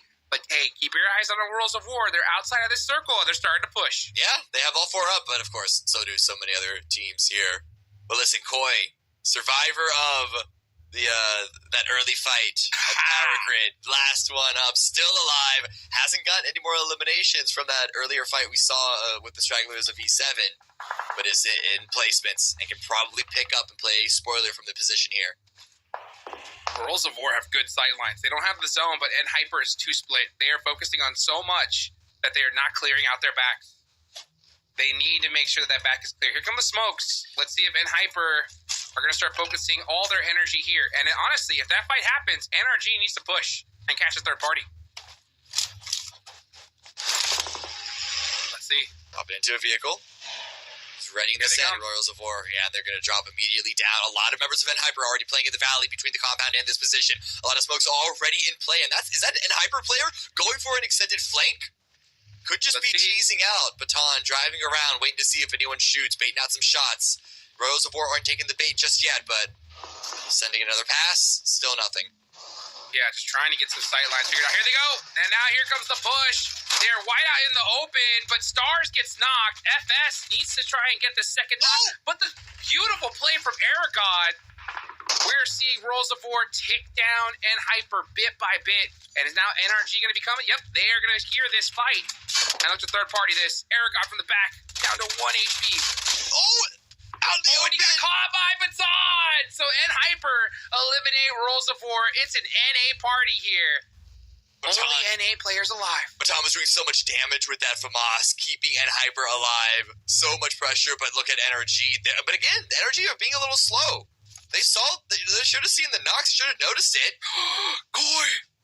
Oh, God, no. Koi. Oh, J7 has no clue. No clue at all. Sneaky. Oh, he's keeping a close eye, not moving a muscle. The false confidence he's giving NRG right now. Okay. Koi, if he times this perfectly, can steal this whole thing. Yeah, but NRG are not pushing at all. Even with that confidence that he's giving NRG don't seem to be confident. They're allowing N-Hyper to get the revives. I don't know why they're letting N-Hyper get away with any of this. They need to get those eliminations. J7, a little paranoid, start throwing something right behind him. Well, yeah, he sees the numbers. He sees that there's still 9 remaining. Suddenly, wait a second, there has to be one left. The math is not straggler mathing for somewhere. me. Yeah, where is he? Little does he know, right behind him. If Koi was a snake, he would have bit the heck out of J7 already. But let's see. But yeah, this is the problem with NRG. Is NRG, they can get it done, but they refuse to pull that trigger when they need to. The hesitancy is costing them a lot. But they're in a fair 4v4 here. But they got to watch out for Koi on the back end. Who's going to win this? N-Hyper crushing this so far. 11 eliminations. This is the game that they've been needing. Grenades out. This one could be good. On to FS. Cooked well. Deals some damage. Doesn't get the knock. Still a couple of grenades left for J7 to use. Unsure about what it's looking like for the rest of NRG. One thing that you have to give as an advantage to NRG is that their backpacks should be a lot more full than N-Hyper, who have been through multiple fights at this point. We'll see if that can't give them the advantage to take this whole chicken dinner home. Well, let's see what happens. I think Fate's going to be going through the back now just to try and clear out something. Never mind. The paranoia is at an all-time high. But this is the final zone, folks. The zone is now closing into nothing. Let's see what happens as we're starting to see some nades ring out. Koi starting to shimmy here. Those toes are poking out the back. When is Koi going to strike? Did Stars actually just take the vehicle up the ramp of that cliff and do some drive-by shots? Oh! The grenade from FS! That's the knock! That's big. Koi now going to throw some nades at himself. He's going to get the confirmation. And they're going to have no clue. Oh, and there's so much trouble. And that's the double. Here he goes with the third one. Able to get the knock. Is he going to be able to get the confirmations? He has a pistol. Clean the elims. He gets Clean them one. up. That's 4 for the squad. Is this going to make it 5? He gets 2 and gets taken out, but it's going to be an N-Hyper win. And that is the game that we have been waiting for. They did it with a ton of eliminations. Could this be it? I don't even want to say it. Come on, N-Hyper. Just continue to put in some work. They're doing work, and they're doing it when it matters the most on their double points day. 13 eliminations with the win. That is a, 52-point round for them? That's huge. Massive. I mean, you couldn't ask for a better game than that, but I'll be honest, they need every single one after this to be just like this one. Taylor, what do you think about that one, baby? USA! NA, baby! Let's go! All right. At least for day number 12, map number 2, we're on top. Day 12. We're on top, baby. Let's go! Hey, honestly, I'm thrilled, all right? In Hyper, come on. We're talking about a winner chicken dinner, 13 eliminations, and to make matters even better, right? Game number 1 was also great from them, coming off of 5th place, 7 eliminations. They already became the best in a team. NRG said, we're promising you we're going to be on the front page by the end of the week. And Hyper says, we're going to do you even better. We're looking to do it today. Cameron, they keep this energy up. They might do it. It's looking great, and their fights are looking clean. They're getting into the mix. They're not easy, straightforward fights. They're not just like rushing down on teams that are already fighting each other and cleaning up some simple, straightforward eliminations. Like that fight against, who was it, Royals of War towards the end? Was looking pretty close. Baton hanging on with that from us, which is a very powerful weapon, but you have to know how to use it properly, dealing the damage at that angle, getting the full resets. Now, granted, got to throw some shade at NRG. NRG let them get those resets, but in Hyper, I mean, come on, if you're going to be given that much slack, how are you not going to take it? Dude, they're going to take it to the bank, baby. Capri, that's that guy. You know, he's not everything to the success of Hyper, but I'm telling you, again, I keep singing his praises. Capri enters into the roster, and Hyper starts to look even better. And I know Star. I wish we had an in-game perspective, right? Hot Chooks of Stars, man, because he was popping off in the gums, man, probably going off. Absolutely. I mean, this is their double points day. They can't even afford to get second place in that match. They needed the chicken dinner, and they got it. Hey, big ups to Koi, too, right? Yes. Starting off with a nice little shot there and surviving all the way out to the end. Yeah, Koi's incredible. 5 eliminations for SLR, 5 eliminations for Koi, right? And Koi, that 2-piece at the end was like, oh, chef's kiss plus getting the finishes. You could tell how desperate he was, too, Cameron, to get those finishes. He was like, I'm going in. I'm not letting this go to waste, and it absolutely did not. So, Koi, 5 eliminations, SLR, NRG in second, and Hyper in first. Like, man, I'm so proud of my NA boys. But let's talk about NRG and their shortcomings, right? 0 eliminations, second place. Great placing, but why didn't they get any eliminations? Where was their weak points? I mean, the weak point was the inability to pull the trigger, as Juke said, on any of the pushes that they had the opportunity on. There was the fight that I'm sure we'll see it in the replay in a moment. The fight, this fight exactly. People crashing in onto Death Wolves. Knocks across the board, eliminations across the board. Should be prime opportunity for NRG to push in and clean it up, but they just let every single elimination just be shared. And even this last one, this one's a bit more unlucky that the Blue Zone took it, but it's still like they're not even giving themselves the most opportunities. And then here, after that fight cleans up, they just allow the revives to come through. They don't push. Look at Hyper's position on the low ground. It is not strong at all. You got to capitalize off of that. And I think some teams just get a little bit shell-shocked. It's like, do I really want to give up my positioning? Am I good enough to finish off a fight? Well, yeah, you are. Make that push and be confident in doing so. Hotchukes, in this moment, obviously Koi is popping off, right? But NRG, just a little bit before this, I know you made a comment about get aggressive push in Hyper, or at least make something happen. But question for you, how do they push in Hyper? Who's got that building locked down? I mean, they could have, at a certain point, if you notice teams like Alpha 7 and Team Liquid, they don't necessarily need the best position, right? You just do it with your weapons. You pre-fire angles, and you just make something happen. And it's a lot easier to do when they have 2 players down. But if you take your time or you even hesitate, that opportunity's gone. And so NRG are just kind of just letting let the game play them rather than them playing the game. Fair enough. Well, Hyper's playing the game properly. 46 points. Let's go. That is huge. Literally, I mean, making everybody look like a little kid on the scoreboard at this point, Cameron. I mean, we're talking the highest is B-Bold at 11. And shout out to B-Bold for capitalizing on Death Wolf's aggressive push that just simply didn't work out. You had that final player up the stairs, but Cameron, come on, Hyper. 46 points. And let's go to the second page and also talk about another team that performed incredibly well, right? We're talking about Eco Gaming. 9th place, but still 18 points with 9 eliminations. Yes. Gary popped off. Shut up, Jukes. Gary absolutely popped off.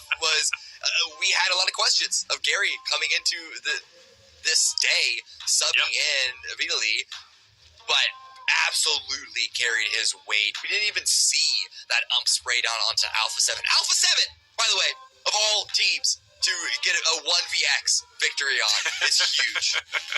It is absolutely massive. Well, we look at the front page, and, well, no changes, okay? But I will say for Eco Gaming, though, they do gain some more points over fourth place, which is Furia.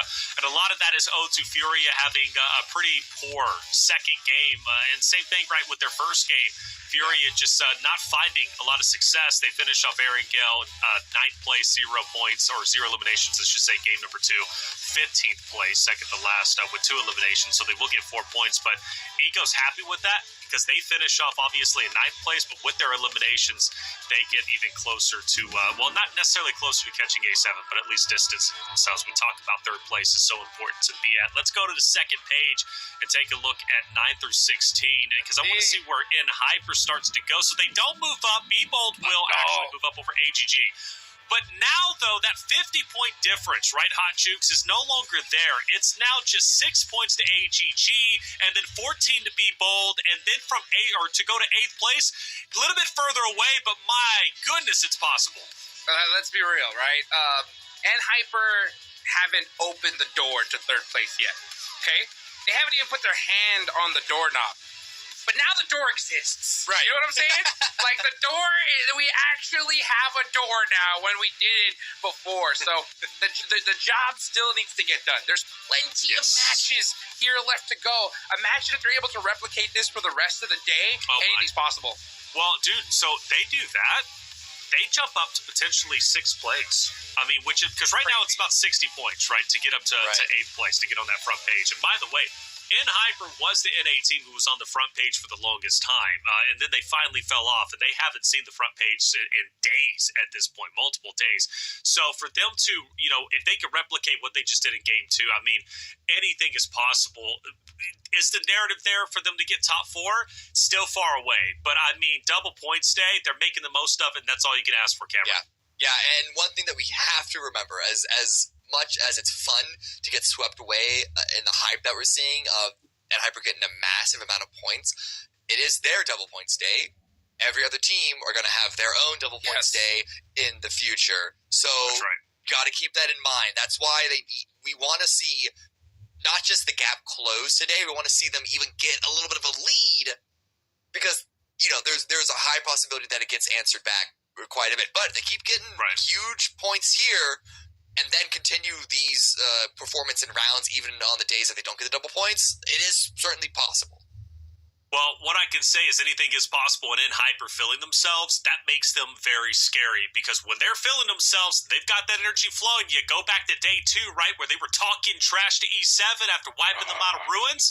Hey, In Hyper was looking unstoppable. 2 games done, and what a 2 games we had. NA's performing well today, but also giving credit to Eco Gaming, who is just stellar at this point, getting a big lead over Furia, staying in 3rd place. We'll see how far they continue to go. 4 more games to go, but as we do head into break, we got Sarpatch on the scene talking to Eco Gaming's Nunez after their big win, or excuse me, after their 2 big games. Let's hear what Nunez had to say. Guys, match 1 is done. We're here with Nunez from Inco Gaming. Nunez, congratulations on a great match. Best way to start a double point day, so congratulations. How are you guys feeling? Parabéns. Melhor jeito de startar dia de doble pontos. Como você está se sentindo? Cara, tô me sentindo bem. É muito importante pra gente começar bem o dia hoje. É um dia importante. A gente tá focado. Faltam 5 quedas ainda. E vamos manter o pique. He's feeling great. It's a great way to start. They are very focused, and they're going to try to maintain this focus because the day's just starting. Nunez, you got double points, and the scoreboard is very, very tight. Are you worried that other teams might go looking after you because you have them double points? Vocês agora está com double ponto. Você acha que outros times poderiam procurar por vocês? Pensando também no negócio da tabela. Sim, a gente sabe que isso pode acontecer. Todo mundo está se prevendo, já previu isso, então a gente está bem alerta quanto a isso. Então acredito que qualquer adversidade que houver nas partidas a gente vai dar conta. Yes, they are very aware of that is a possibility, and they are keeping an eye out for if something like that happens. But they're concentrated, and they're trying to keep going good today and get up in the table. Nunez, thank you very much, sir. All right, let's go back.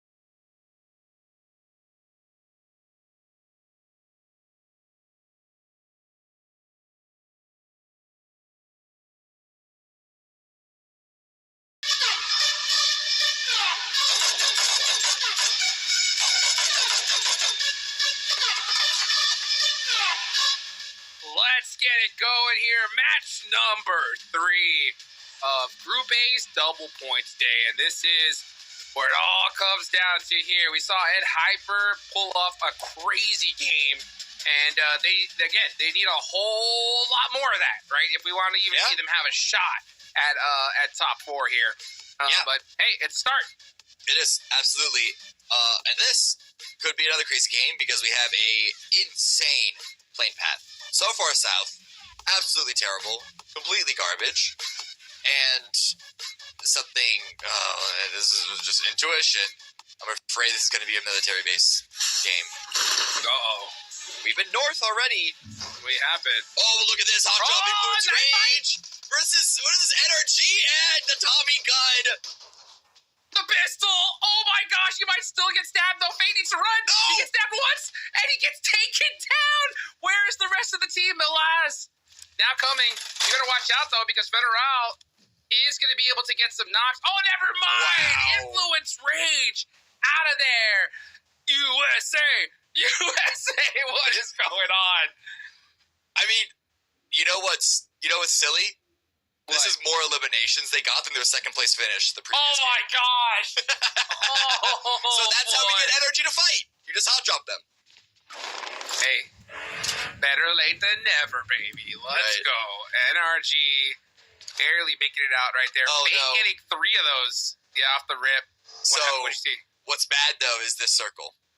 Is that's right. a Gatka-centered circle. This is actually bad for NRG because they need to find places to get loot, and because they got distracted, for good reason, they were hot dropped by Influence Rage. I mean, they were both part of that fire. I'm not blaming Influence Rage for it. It's not like NRG or innocent affiliates here in that interaction.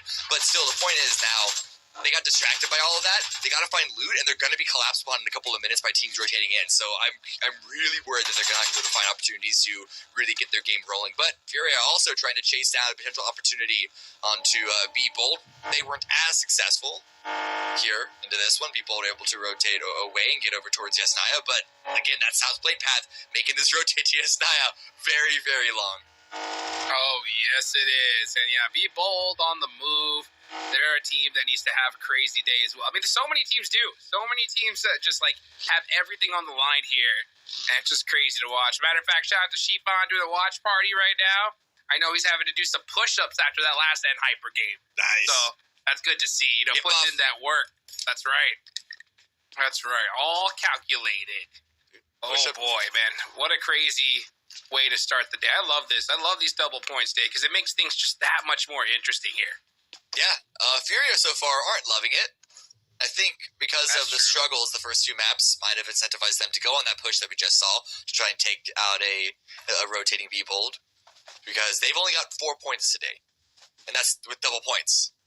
So, two eliminations, 0 placements within 2 rounds is not a great start. Not a great start indeed. Some would say That's just a terrible start. Yeah. Yeah, actually. Yeah. Why Really be is. polite about it? Yep. I mean, we have to be real at this point because remember, everybody else is going to have their double points day. So Fudia in 4th place, they're actually severely behind everybody else.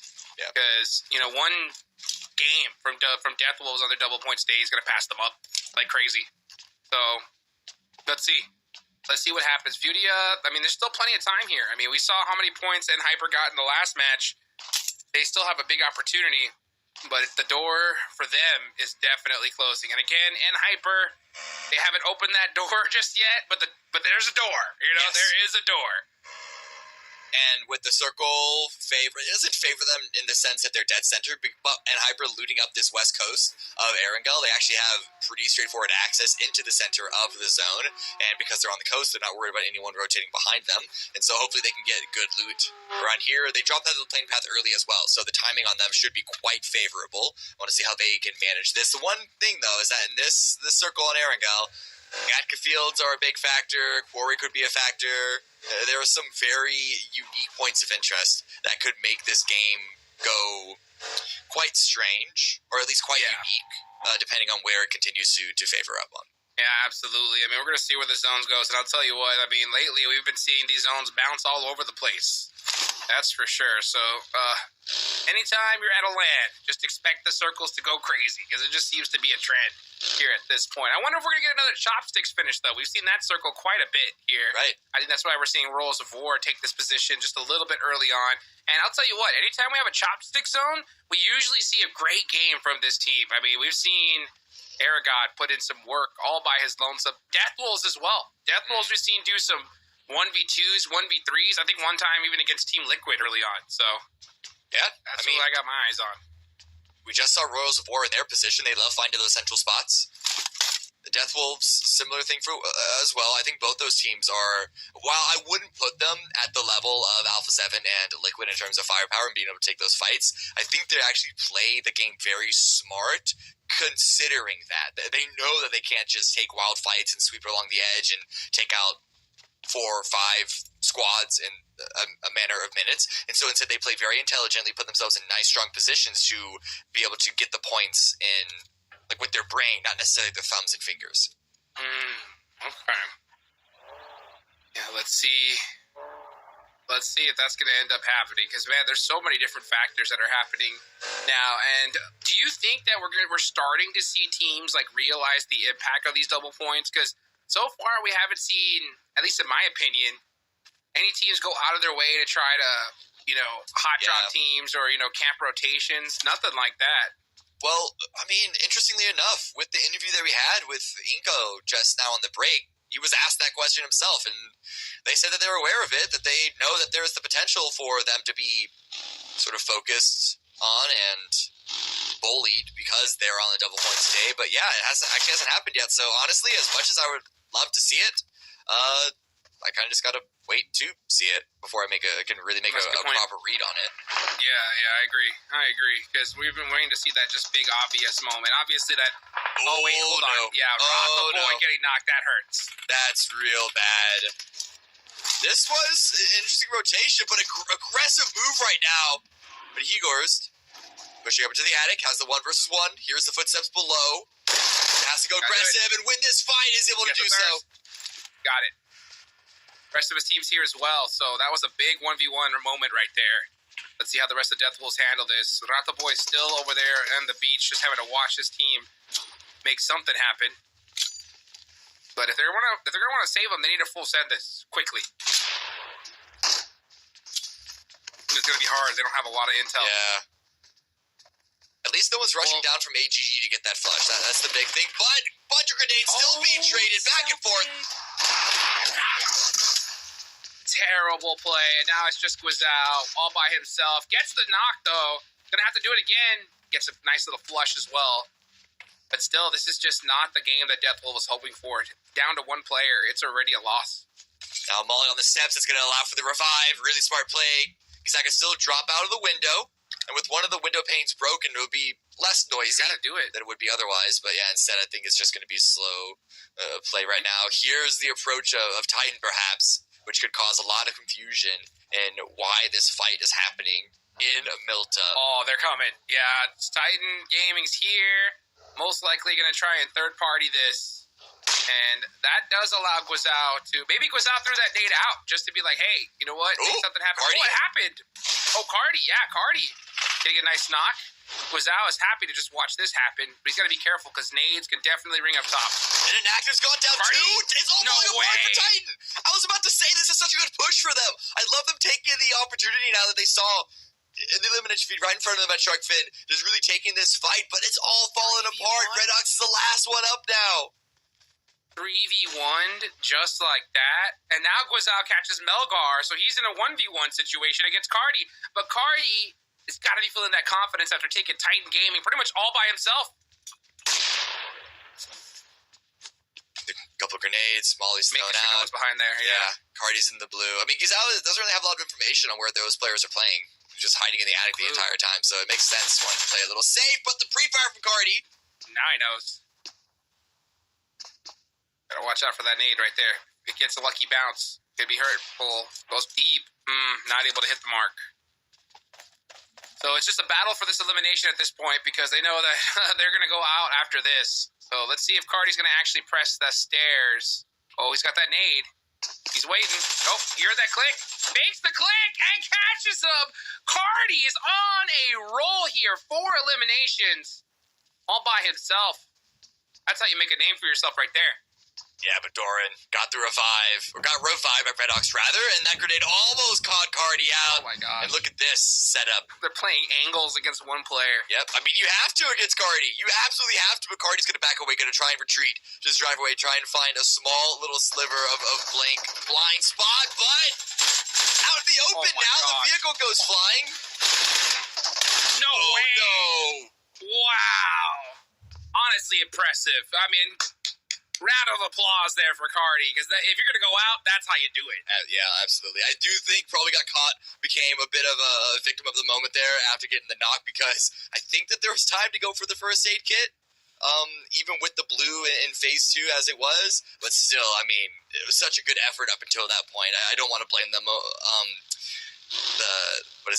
The pulse, the heartbeat going all over the place. Yeah. Oh my gosh, man. The adrenaline's got to be pumping. There it is. That's the word, adrenaline. Yeah, the adrenaline's got to be pumping for sure for so many of these teams. There goes Redox out to the play. So next zone does pop on over, and oh boy, it looks like we're going to have a party right here just south of Chopsticks. And it's going to be an interesting circle here. There's a lot of ridge lines, a couple compounds still available.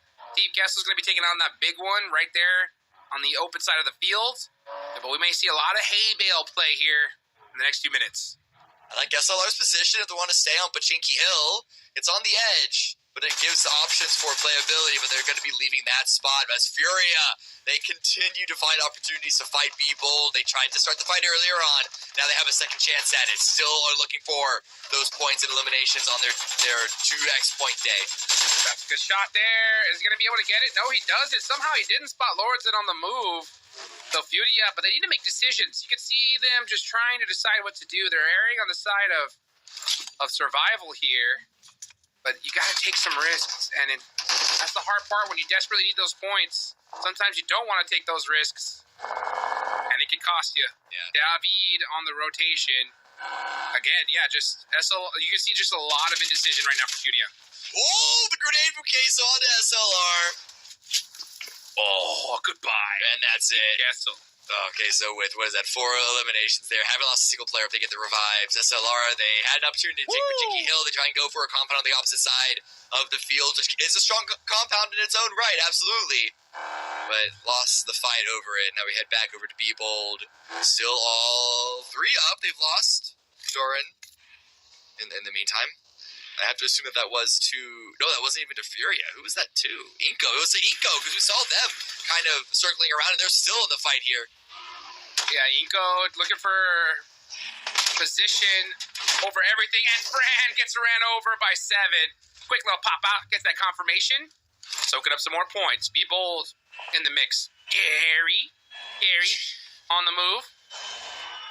Let's see what they decide to take here, as they're going to be going through this Pachinki field, rotating at the last second. Dude, Inko feel like they feel unstoppable, which is great to see. They're just taking these fights, and with the field finish, it's a field mid-game already. With the field finish, I mean, you can't guarantee that you're going to get some clean fights. So if they just play hyperactive, be super proactive with their game and pick up the points here. I mean, NRG seem to be doing similarly. They already have up to, 7 eliminations now in a 9Z? Man, maybe they heard our comms calling them out in the previous games because they're going so much more aggressive now. This is what we've been waiting to see. Fate just pushing up by himself, just saying, hey, you know what? Leave my buddy alone. Does pop out the vehicle, actually. Quick little smoke on a J7. Nice play. And that's going to help the teammates out. Now we're starting to see NRG finally work together here. This is what I want to see, rather than just single-style play. Next zone does pop on up, and Hyper going to be dead center in this one once again. Medium shift northeast. And yeah, they're center. They have a little bit of a compound, but it doesn't give them great control. I'm actually looking at Alpha 7 and Inko, who are the 2 teams that are currently fighting over that Pachinki Hill to be the potential dominant forces. We'll see how NRG respond from this position. They could even try and force this fight against Royals of War. They have a couple of minutes before the blue would overtake them. So if they can get an early knock and finish and kind of like take this fight cleanly, it'll be a good one to push. Let's see what NRG is going to opt to do. They do end up getting that res. 7 eliminations, full squad up. How are they going to push together? You got Spec way out in the open here. And this is a bold fight. Nice knock on the Victex, though. That does open up the opportunity for a big push. Here they go. It's great. Fate's getting grenaded. Has first aid kit off just in time. So close. Fate throwing a quick smoke out here. And now Melaz driving around in circles again, just getting the information, keeping Royals of War cornered in. And now finding an angle on the below ground, should be able to go aggressive again, but Royals of War are already backing off for this compound because the blue is pushing in. Yeah, they just wanted to leave at this point. Yeah, say, hey, we can't afford this fight. Let's just get into zone. Smart play. But Tonka, spotting Spec out, decides to take a couple shots. And, Colgoat actually catches him. So Tonka looks for that revenge. He might not get it, though. He's going to get trapped! What a run over from Melaz! Hey, calculated NRG. Picking Rolls of War apart. Fate does get thirsted, though. As now Victix and Aragon trying to get revenge for their comrades. Yeah, J7's also gone down, so it's a 2 versus 2 temporarily. So it's not as clean for energy as they would have hoped. But if they can get all 3 back up, it'll still be a worthwhile fight for them to take. But Aragon, the damage, okay, isn't there. Energy's still alive. Now he's going to get shot at. That buggy is smoking. Not looking too healthy. He's in big trouble. Team Kessler getting knocked out of their vehicles now. That's by Entity 7. And, man, Entity 7 on the move. Making it happen on a buggy. Just we're seeing vehicle fights all over the place here, Cameron. Queso moved out of this compound towards the hills toward the south to take this fight. And now look at Hate's position, kind of getting in front of them. Good shots. Damage isn't enough for the knock, but it should give them the advantage in the push, but no! Hate up to him. Ooh, switches to FPP. Now switches back to the 3P. Let's see what he can do. But we did notice Furia get eliminated. Another bad game for them on their big double points day. Not looking too hot. Hey, gonna get shot from the back, and that's by Mythic. Finding that That's the problem with this compound.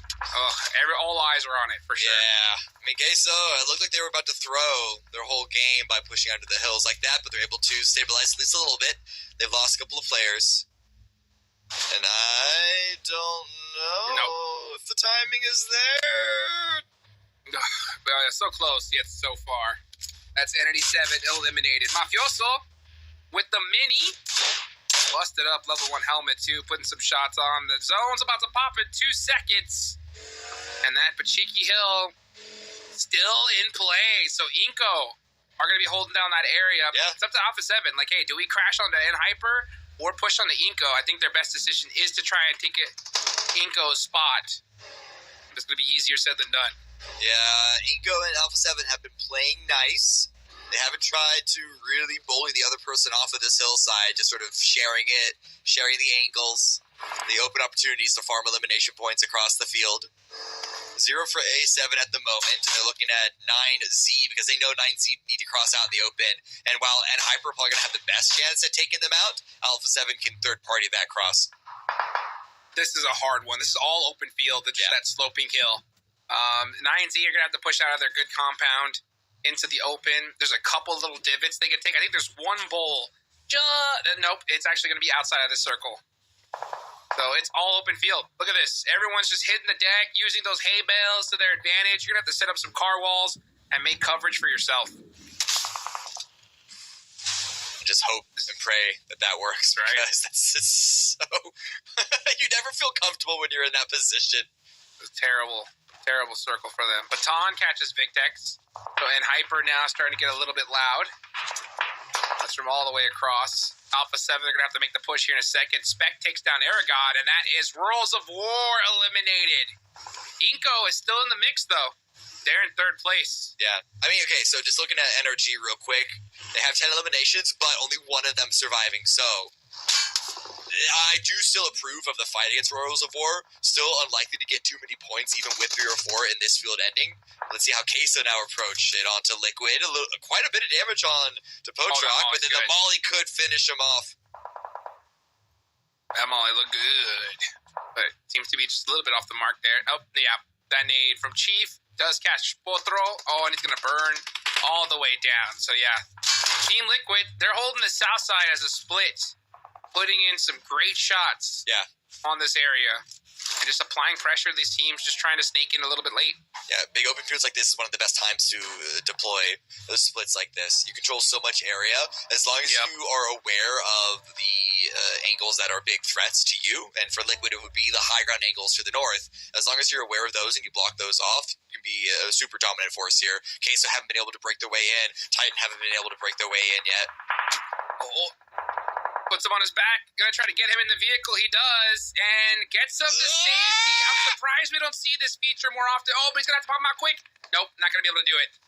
So, Revo getting done for. 9Z getting just tortured by the blue zone. And Elite's gonna be the only player up for him. And Hyper. Only team with a compound in this circle. But they're gonna have to clear their backs because Alpha 7 seem to be closing in on them. Oh, that was a nice headshot there from Elite. Yeah, but he's going to have to do a lot more, especially the Mafioso now getting into the mix, sending it down into the zone. Damage coming out, and there it is. That's going to be Spec picking it up. A 12th elimination for NRG in this round. Wow, that's the dozen. That's the reason why no one's pushed N Hyper up until this point, because third party was going to be everywhere. Next zone does pop, and Inko are still in it. This could be another massive game for Inko. As a matter of fact, it already is. 4 eliminations. They've now reached into the placement point area here. Does Spec take the shot onto Doran? He's going to use a nade first. Opening some grenades. Let's see. A little short. Little short. I mean, Titan are all running forward and trying to take Liquid, so not for lack of trying, Spec is now sending them in, but a little bit of damage, falls over the shots, but no knock! Oh, gets one! Can Liquid identify what's been happening in the elimination feed? Can they send it forward and make sure that Titan are no longer an issue? Let's see what happens. Top 3 teams are still in this. Be Bold and Hyper. And Hyper with had the decent position. They don't have the eliminations though. Yeah. That they were hoping for. And they did lose 2 players. Be Bold on the other side here are outside of this circle. They're gonna have to push in. So I think it's really Inko's time to shine here. They gotta utilize this opportunity. Absolutely. Understandable that they only have 4 eliminations at this point, but the rest should be theirs to take. And Liquid now hitting just below them under the hill. It's such a great move by Liquid, leaving Elia to anchor behind. Of course, that makes Elia is now vulnerable to Redox, who's taking him down.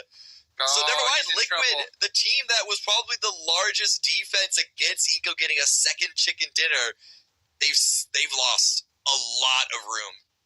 God, it's so tough. I mean, when it opens zone like this, there's only so much you can do. I'm surprised Mythic and Chief were able to push so far up. Oh, Eli's still alive! Like that Redox. Oh, getting peppered from all directions. Yeah, somehow. Oh, okay, Ayala was holding that position for so long. Finally does get knocked, and that's a big point there for Ninebete. Meanwhile, and Hyper starting to get into it as well. Baton looking for these confirmations. But they're going to have to get going here soon, and they realize that the next zone will pop.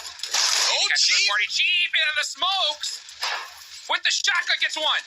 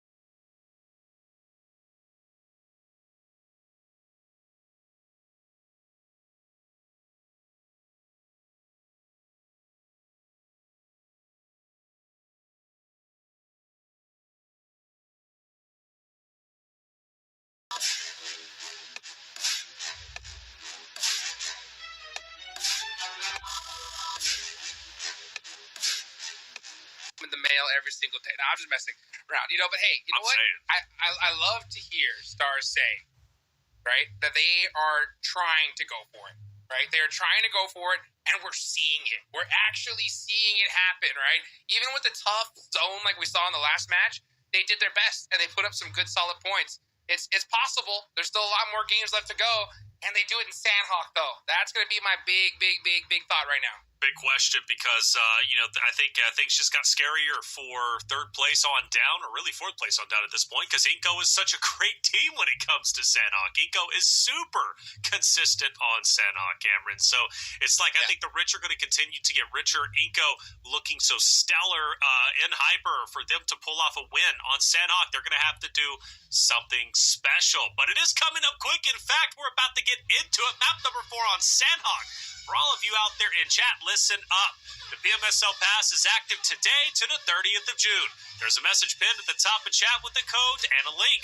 Redeem the code with provided link to earn 20 points. The new PMSL Pass event will be that much closer to earning the Dark Arts Gentleman set Dark Legend UP45. Check out that link listed above and get involved. Here it is, map number 4, Sandhawk, the odd map bound Eco Gaming. Their return at home. Can they go back-to-back? Hot Juice, Cameron Davis, let's find out.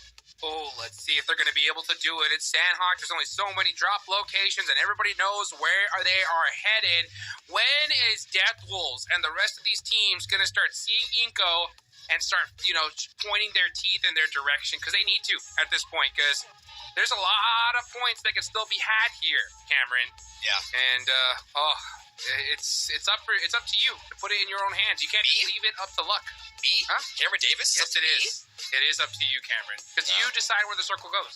I'm gonna go northwest again because I hate that. I hate that circle. I'm sorry. I just feel it's appropriate for Furia and case they're currently dropping on. But yeah, I'm looking around and no one's really hot dropping.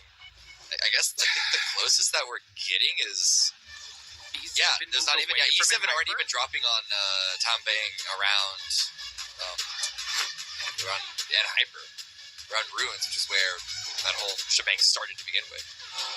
They all hop into a vehicle together, and Eco gets center zone. Of course. Oh, B-Bold popping out Entity 7. What? The full 4-man car strat not working. They got a gun real quick, and it just so happened to be an AK.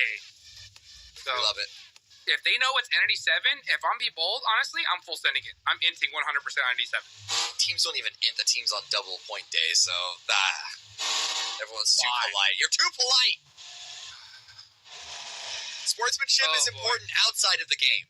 In the game, full seconds inted. It just full grief. All right? It makes no sense. It makes no sense to me that we're not seeing teams bust out any strategy, right? We're not seeing it at all. We're just seeing them just continue to play the game the way it is and not making any adjustments. And they're chasing. Wait, they're actually doing it. There we go, people. This is the last place team. We've seen them struggle so many times. If you need points real bad, this should be the squad you push against. And it looks like they finally did it. So they're gonna take 2. Are they gonna continue to chase him down? Oh, the stab from David. Save ammo. And listen, it's not even the fact that this is up against Entity 7, who, granted, 16th place in the leaderboard, but it's not even that as much as it is they dropped, they knew the loot opportunities for E7 were very, very limited. So really it's just applying the pressure to any team that had the resource disadvantage in that moment. McCoy, the solo snake himself, creeping around, pushing out from Camp Charlie where the rest of the team is looting up, waiting to see if they can't catch a member of Be Bold, sort of out in the open, slacking. Because they're going to have to come this direction eventually to get to the zone. They could easily, very likely, go over that Camp Charlie bridge. Koi is just playing this game all by himself at this point. We've seen him just survive, last player up for SLR, just constantly. Makes me sad for SLR, because I wonder what would really happen, if we would have seen Kindness in the mix here. Right. Unfortunately, he wasn't able to make it here to the big show. Well, who knows, maybe we could see him in the fall season. But Alpha 7, going to start putting a little bit of pressure onto 9Z. Team Liquid do have a little bit of a boost in points. But look, that is Energy not far from this. I don't know if Energy are setting up, prepared to rush over this hillside, but if they hear the shots ring out, then they could easily get involved. Oh boy. Inko, meanwhile, are chilling in Paradise Resort. No team challenging them, no team trying to share it. Best drop spot on Sandhawk. Best drop, exactly. And that's why I'm so surprised here. Oh, here goes to go. Alpha 7 popping out. Trades going back and forth. Alpha 7, though, they're definitely looking to get spicy here. Oh, nice angles from 9Z. Yeah. It's up to Carrillo. He's got to win this. The side angles from Alpha 7 actually weren't as strong as I think they were hoping. Carrillo out in the open now. He's able to get inside. Oh, that grenade looks good. That grenade looks tasty. I think it was reset based off of another approach by Alpha 7. Ooh, ADS is the DBS. Let's see. Carrillo trying to get a 1v1 situation here. Oh, it's right behind that door. Oh, there's Energy. Like I said, they pushed the hillside. It's about time we see NRG get active, and this is right on time here. Elite taking out Mafioso, and there they go. That is what you're supposed to do. And Deathwolves are looking to do the same thing, but just a little bit late. But it's good timing for Deathwolves, though, because they don't want to collapse at the same time that NRG did. Of course, unfortunately, the other two teams in the fight, 9Z and A7, were already so wounded that NRG got those final eliminations for free, so it's going to be a 4 versus 4. This could give either team a pause to try and retreat away. But Deathwolves, no, they want to go in. They want to take this fight. They should both look to I think, err on the side of safety here. There's so many teams eliminated. You have so much space. The longer this fight goes on, the bigger the chance you're going to get third-partied. So I'm surprised that they're even taking this fight. And as I say that, look who's nearby. Who's that? Who's that on the flank angle? Coming in from the north. Spec gets caught out. Really good defense of Rotovoy, but yeah, absolutely. Liquid are now joining the party. And here they go. Obscure getting Malaz. Deathwolves getting the better of NRG. And Higo's going to get that confirmation. Spec is knocked. It's up to Fate and J7. But now Team Liquid joined in. Catch Higo. That does give a little bit of breathing room for NRG. But only breathing room to try and get these finishes quicker than later because, Obscure saying, sit down. Great hold, and even hops inside to avoid the grenade. That's going to be it for NRG, going down to Mythid, the last casualty there. But now Liquid, they're going to keep pushing it. Thankfully for Deathwolves, they were able to reset momentarily. At least 3 of them are up inside, but Rotoboy still bleeding out on the rocks above. Liquid are rushing this down even faster than in any other team that's arrived in this position. Yeah, Team Liquid are going to take full advantage of this, and they're going to look to take it as fast as possible because they don't want to be a third, fourth, fifth party at this position. So let's see. Deathwolves now on the run. Yeah, Deathwolves, smart decision to just try and leave here. You've done enough. You got 3 eliminations. Take off. And let's see as Rata Boy will get finished here. Yeah. No way he makes it out. Liquid are baiting that downed player on the rock, but Deathwolves, they're not actually fully retreating. They're just getting out of the low ground, getting out of the compounds. Because on one point, like, you're right, more and more teams are coming into this position, and now that the circle is centered up on this spot, this could change their decision making. But we've already lost so many teams. There aren't going to be as many around anymore, so I think there is at least a little bit more space for freedom of taking this fight. But of course, it being in the center of the next zone, Deathwolves, they're going to back away. Smart. Yeah, just leave. I mean, that's why I would like to see them leave against that fight against NRG. It's just because it just made no sense. Like, the chances of getting third party were so high, and as predicted, Team Liquid come in to put in some work. But, you know, Deathwolves do only lose 1 player, so not a terrible loss. They get 3 eliminations in return for that. That's not bad for Sanon, especially. Well, I'll tell you this. It's bad considering that Inko's still alive with all 4 players up. Inko aren't even involved in that interaction. They aren't, right? But Inko are involved in taking away the last spot to the group stage. Right. And that's the problem is Deathwolves are doing these fights against these other teams, but just letting Inko do their thing. And that, at the end of the day, that's their greatest enemy. That's their only enemy, right? Because 4th place, yeah, you get to the survival stage, but you don't want 4th. You want that 3rd place position, and Inko are starting to create a gap that could be too big to pass up on. And not to mention, they're gonna see everybody else, and Inko should hunt down those teams during their days. Right. Well, but yeah, especially if Inko get a huge lead, that's going to give them a lot of freedom. The fact that they get the double points early on, there are some benefits to having it later on in the week, but the benefit you get for it being earlier in the week is that you've already kind of done the hard work, and so the next games that you have aren't as valuable for you, so you do have some freedom to go more aggressive on the hunt. You get some more time to grief it out. Let's see if they're going to end up doing it, though. That's my question. Right.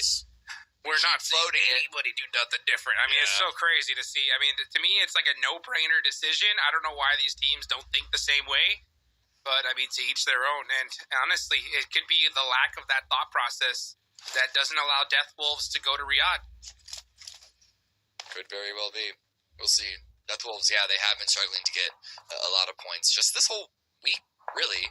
They kind of held on to 3rd, 4th place most of yesterday, but then eventually got knocked off, and they're still struggling all of today. So at least they're able to get 3 eliminations here, losing 1 player so far. We'll see what they can do for the rest of the round, as it's going to be a slower mid game now, having lost 3 teams already. I'll tell you one thing. If I was in this game and I'm IGLing, I'm telling my team, hey, we got to stare at the feed, keep an eye on Inko. If you see them get eliminated, then we can do our own thing. If not, we got to find ways to try and bully the squad. That should be your number one priority at this point. Yeah. If you're any of these other teams. Yeah, I mean, especially if you're Death Wolves and Influence Rage. Furia as well. True, but I think Furia have a lot more things that they need to worry about. So getting points. Yeah, that's true. Baby. That's true. Furia's like, yeah, you know what? Number one, get points. Number two, then we can deal about those other squads. Yeah, exactly. But for them, I think their new goal now is to just try and hold on to fourth place. Because again, just look at that scoreboard on the right. Look at that gap that was there between Inko and Furia, already looking really, really good. Next circle, medium shift towards the west. Oh, hey, before the action starts off again, I did want to say, Inko already had the highest amount of bonus points of this entire event so far. That's true. In the first 3 rounds of today, they've already basically matched the number of bonus points they got for the entirety of their week 1 bonus points. So That's they just crazy. keep getting, like, they're doing even better this week. Unreal. I mean, it could have been at a better time, too. It Right? couldn't have been at a better time. I mean, yeah, Furia not able to do anything at all during this bonus points day. And we're already past halfway through this thing. So let's see how they're going to be able to do it. They don't have a bad circle here either. And I'll say this, right? Sometimes you want to get lucky. And if there's any day to get lucky on, it's your double points day. Yeah. But it's not luck when you got Gary. No, it's... Let's go. Yeah, that's just Titan skill. Gaming on the push against All Glory Gaming. Death Wolves are near this, so let's see if they are going to end up getting into this fight at all. Couple knocks bring out Alim. Ooh, yeah, not wanting to go into that building just yet. Yeah, well, the fight sort of teases out. I'm looking around to see if there's any team that's in a position to third party. I'm not seeing one that's going to be an immediate trajectory. A little bit of an isolated fight here then, and ATG pushes forward. Cardi again tries to 1v4 Titan. This time around has a bit more backup. They want revenge. Titan Gaming wants revenge right there because they got done dirty in the last match by Cardi. So let's see if Titan Gaming is able to do that here. They did allow All Glory Gaming to get a full reset. There's a nice knock, though, onto Melgar from Doran. Doran is that big clutch player for them. Yeah, but do they the push? most eliminations yesterday. Do they push to the smokehouse? A little bit of a forward hold. What is that, a double knock coming out? No, it's actually Death Wolves. They were able to push up, and the hold lasted for enough time for a third party to eventually get into the mix. Is that Doran the last one up for Titan? No, there is also Red Ox on a different angle, but crossfires through buildings don't have the same impact. And it's just Ego from Death Wolves, so it's just all him by himself, utilizing this off angle to just apply pressure. Oh no, the rest of Death Wolves did push up. Okay, yeah, Obscure is now in the mix with Guizhou, so they're going to third party this hardcore and look to gatekeep both these teams. Oh, a nice knock onto a limb. Death Wolves, this is the points they've been needing all day long. Yep. Definitely appreciate the proactive play coming out of them on the edge here on Sound. The Blues coming in.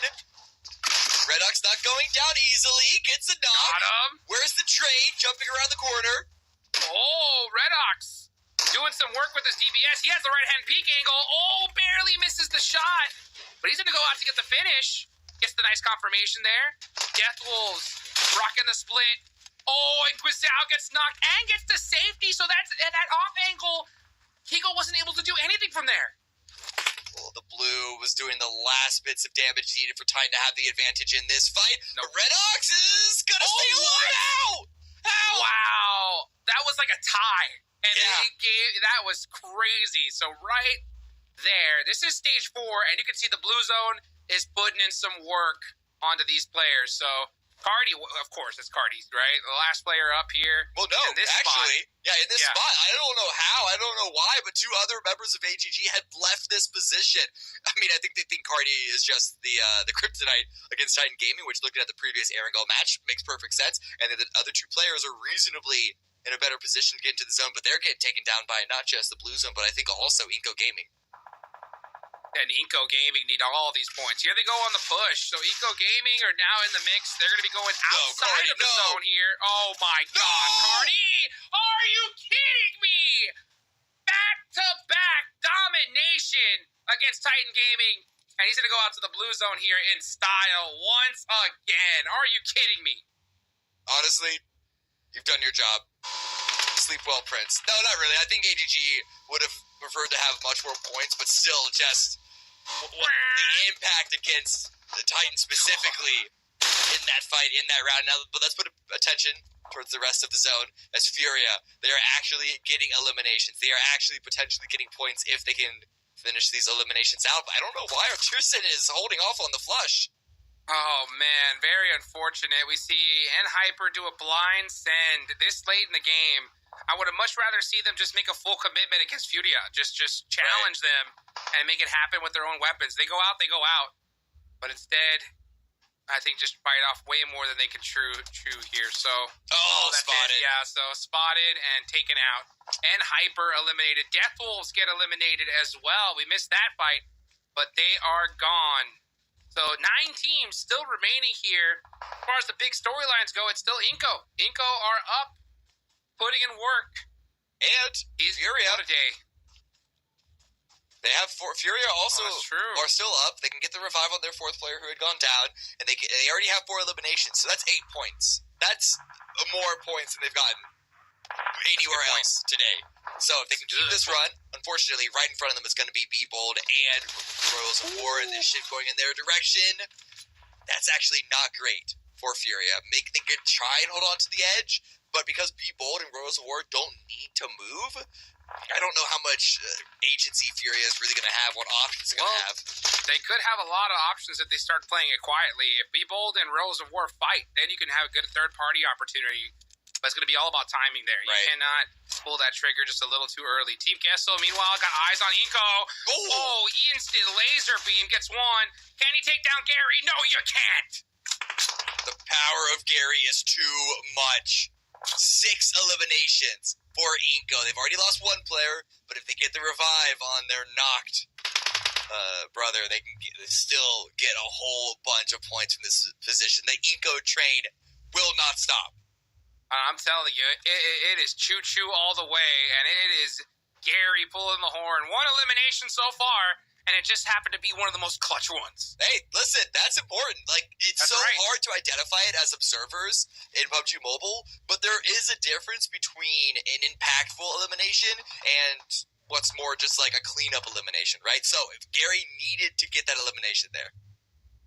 He absolutely did, and of course, he did it right when it was needed. Meanwhile, let's take a look. 45 seconds left on the clock.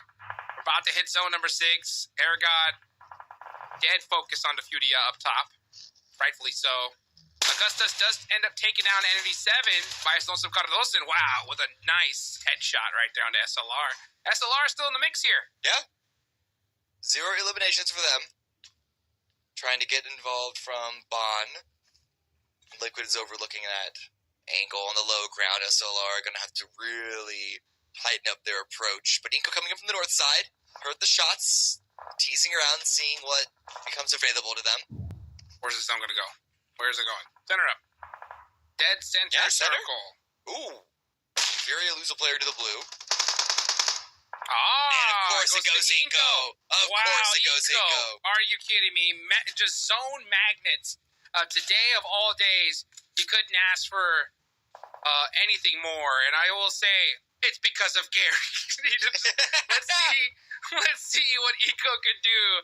I'll tell you what, I said it at the top of the show, right? Superstition. Sometimes it does work. Inko in a great spot here. And I'll tell you what, Team Liquid most likely going to get pushed on. I wonder if Inko stay in their position. Actually, they may have to focus on Influence Rage coming in from the other side. But it's really a battle down south.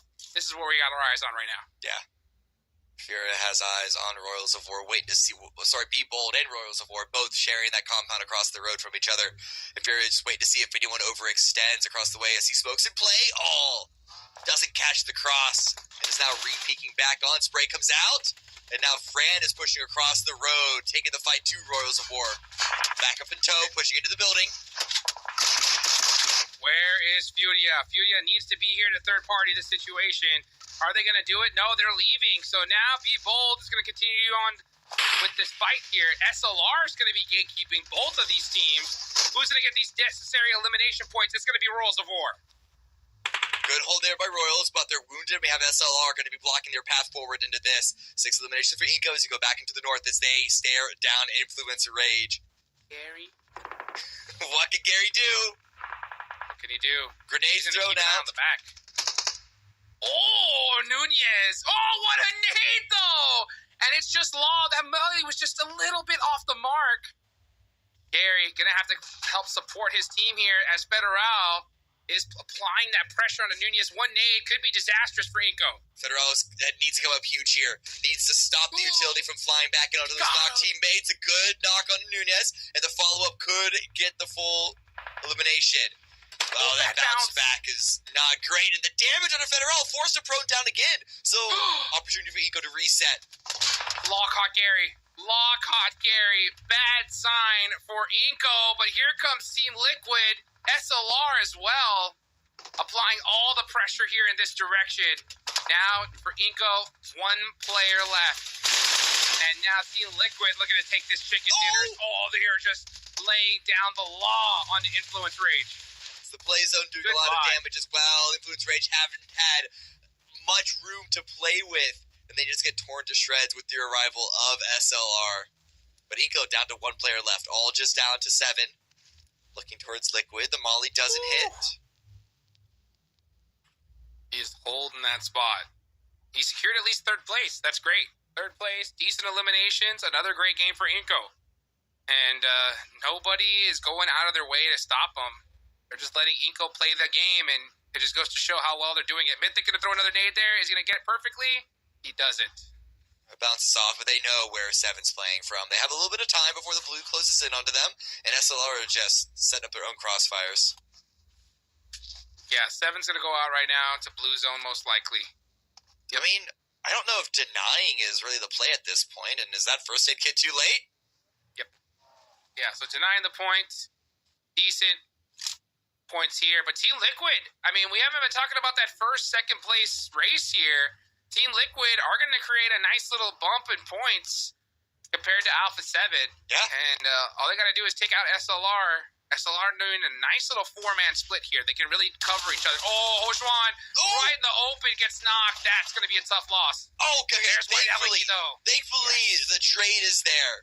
I was going to say SLR's position is looking good. More control over the center, but Mythic is now crashing forward. DBS in hand, but not fast enough. SLR holding on strong. It's Chief. What can he do? The utility's got to be just down to nothing. Yeah, Chief, no nades, nothing. Gonna try to go for the res here. Does SLR have any kit left? We saw Dragon with a stun. Oh, goes off right behind him. Chief trying to get up on the rock. That's bad luck. Getting on the rock could be bad. Oh, never mind. He catches Dragon. Koi with the nade, though.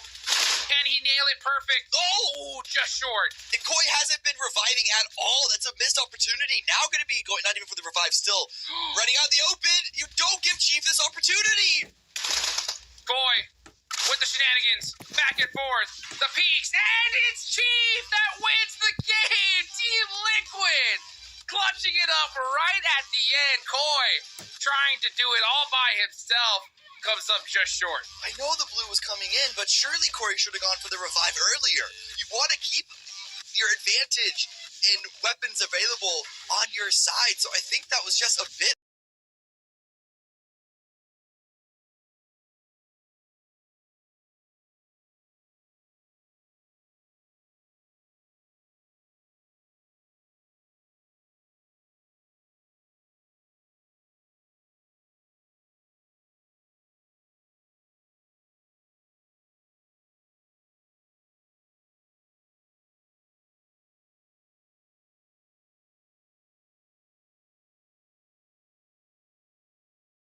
Come down, there's a bit of a trade, but you still get the winner-winner chicken dinner. I think that's a massive blow-up on SLR's part, which I was very excited because I was like, they're making some big plays. This is a big moment for them. That just turns into an absolute disaster. Team Liquid, Cameron, you said it best, man. You cannot get Chief an opportunity like that because he's going to use it to his fullest, and he did exactly that. Oh man, but talking about Liquid, talking about Alpha 7, it's true because we've been focused so much on this double points day. I mean, it's gone under the radar how kind of uneventful it's been for the top two race, especially for Alpha 7. I mean, good for Team Liquid to get, like, they're still having a good day for sure, maybe not as strong as before, but they're going to be climbing further and further ahead, especially with this win.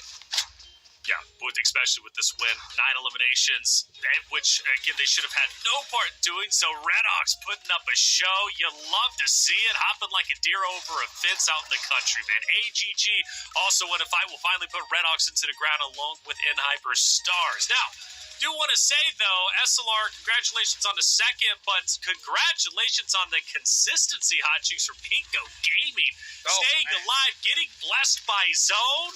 Gary clearly the magnet for the luck today. You guys set this narrative, right?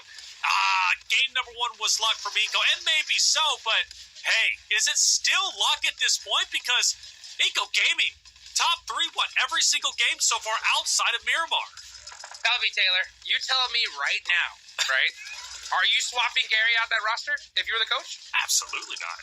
Exactly. Absolutely That's what I'm saying. You can't do it. It's working. Whatever it is, Gary, you stay right where you are because Eco's doing what they need to, regardless of whether he's putting up eliminations or not. I mean, everything's just working out for them today. It is. It is. They will get the most points at 22. They continue to separate themselves from the pack, although Furia, shout out to them, 6th place with 6 elims. Camera, they will finally get some much-needed points on the board. It's not enough to overtake Eco. It's because Eco's been playing phenomenally well today, but at least Furia on their double points will get a little bit of something and show some life. Yeah, it's still not great, though. It's still only 6 eliminations and 2 placement points, which, yeah, if this was their, like, a middle or low point of the day, that would be great, but this is their high point? I don't know. I'm still not happy about this. Like, granted, I'm not on Furia, so I don't have the responsibility of needing to forget about the past and focus on the future with a blank slate. Thankfully, because I don't know how I could. That would be absolutely atrocious. Well, good news for Eco even more as Death Wolves continue to have some lackluster games, right? 5 points. Right. It's okay, especially I'm not on their double points day, but it's not enough to make it competitive for top 3. So, this point, man, Eco feeling confident, feeling good. Team Liquid with their win will at least lead just about 30 points over A7. Eco, though, will not only break 20 or 600, but go up to 620. And for the first time in a long time, Hot Jukes, we will see less than a 100-point lead over 2nd and 3rd place. That's crazy. And, you know, this is starting to get pretty wild here, yeah, because Team Liquid and Alpha 7, 23-point difference, and that's big. That is big. I mean, it's going to be interesting to see how Alpha 7 bounces back because they're going to have Group D to get all those points, and Team Liquid's going to definitely hunt them down. At least they should, right? They should. Inco Gaming, compared to Death Wolves, they already have an 84-point gap Significant. with 2 games left to go, Taylor. So, I mean, honestly, I am so shocked. Like, if Death Wolves with 2 matches left don't do something to just try and prioritize Inco, I mean, I think they're just going to give away this tournament. As a storyline, right? Just prioritize Eco. Shut them down because they can lead over 100 points over not only Death Wolves, but Furia, who continues to just have lackluster games outside of the last one. Like Cameron said, it's really no time to get too excited. N-Hyper, unfortunately, will stay at 420 points. That's where they were last game. And, well, game number 4 doesn't help them out. However, still a chance in the last 2 games to come back to full form on Miramar, which they were the winners from the last time. And I believe with 13 eliminations, if my math serves me correct, I'll just double check on that. Yeah, 13 eliminations, a massive game, 46, if I'm not mistaken. So N-Hyper looking to do the same. Cameron, last 2 games, it's I view this quite literally do or die for Furia. They're the biggest, kind of talking point that I'm looking at. Furia on their double points. If they do not excel in these next 2 games, I do fear that they have just let go, not only of 3rd place, but also 4th place as well. Oh, absolutely so. And that's not even, like, exaggeration. That, I think, is an objective fact, because you see how close Influencer Agent Death Wolves are to Furia, and they haven't had their double points day yet. So if Furia doesn't get that lead again and have some sort of buffer between them and the teams below them, I don't see how it would fall into place that they could end in 4th. I don't see it. Right. Well, Furia fans, send them your energy because they need it. They are struggling today, but can they step it up in the last 2 games? Anything is possible. Well, there it is, 4 games down, about to hop into map number 5, where we return to Miramar. As we go to break, though, Sarpatch is on site to talk to the coach of Titan Gaming, Big Juancho. Let's see what he had to say. Match 3 is done. Here we are with Juancho. Juan, tough couple of matches now. We just lost against AGG there, doing a 3-party. It's been tough. Yes. Yes, it's been tough, and mainly because of the communication we had. Like, even when I played, we still have communication issues, and it's probably still going on. So Redox and Dorina have been doing well. They've been getting some kills, yeah, especially yesterday. They did really well. Do you think the communication there has been better? Them two are Romanians. Probably they're doing better because they're like a good duo. They've been playing together for a long time, and maybe that's why also Inactive and Alum is, lacking a little bit in the team because they're, never play with them. Sure, new team. Juan, are you staying out here as a 5th player coach, or are you going to go back? I wish I could go back, but I'm only for emergencies, and there hasn't been a new one since then. So as of now, no. We're watching the matches together, so I have no problem with you being here. All right, bro? Okay. All right, man. Let's go back.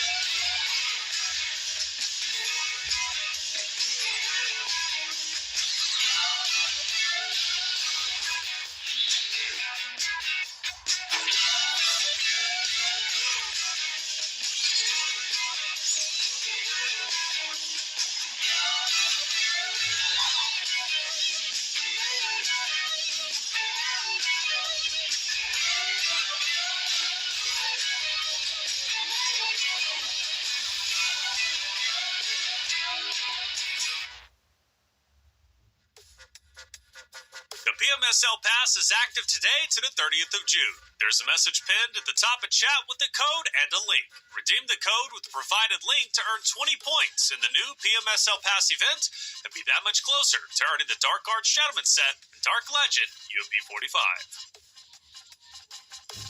And welcome back, everybody, to the 2024 Pubg Mobile Super League America Spring Season, day number 12. I'm Taylor Reflections Noble, joined by Hot Jukes and Cameron Davis. Hot Jukes, at this point, are you the biggest Gary fan that ever existed?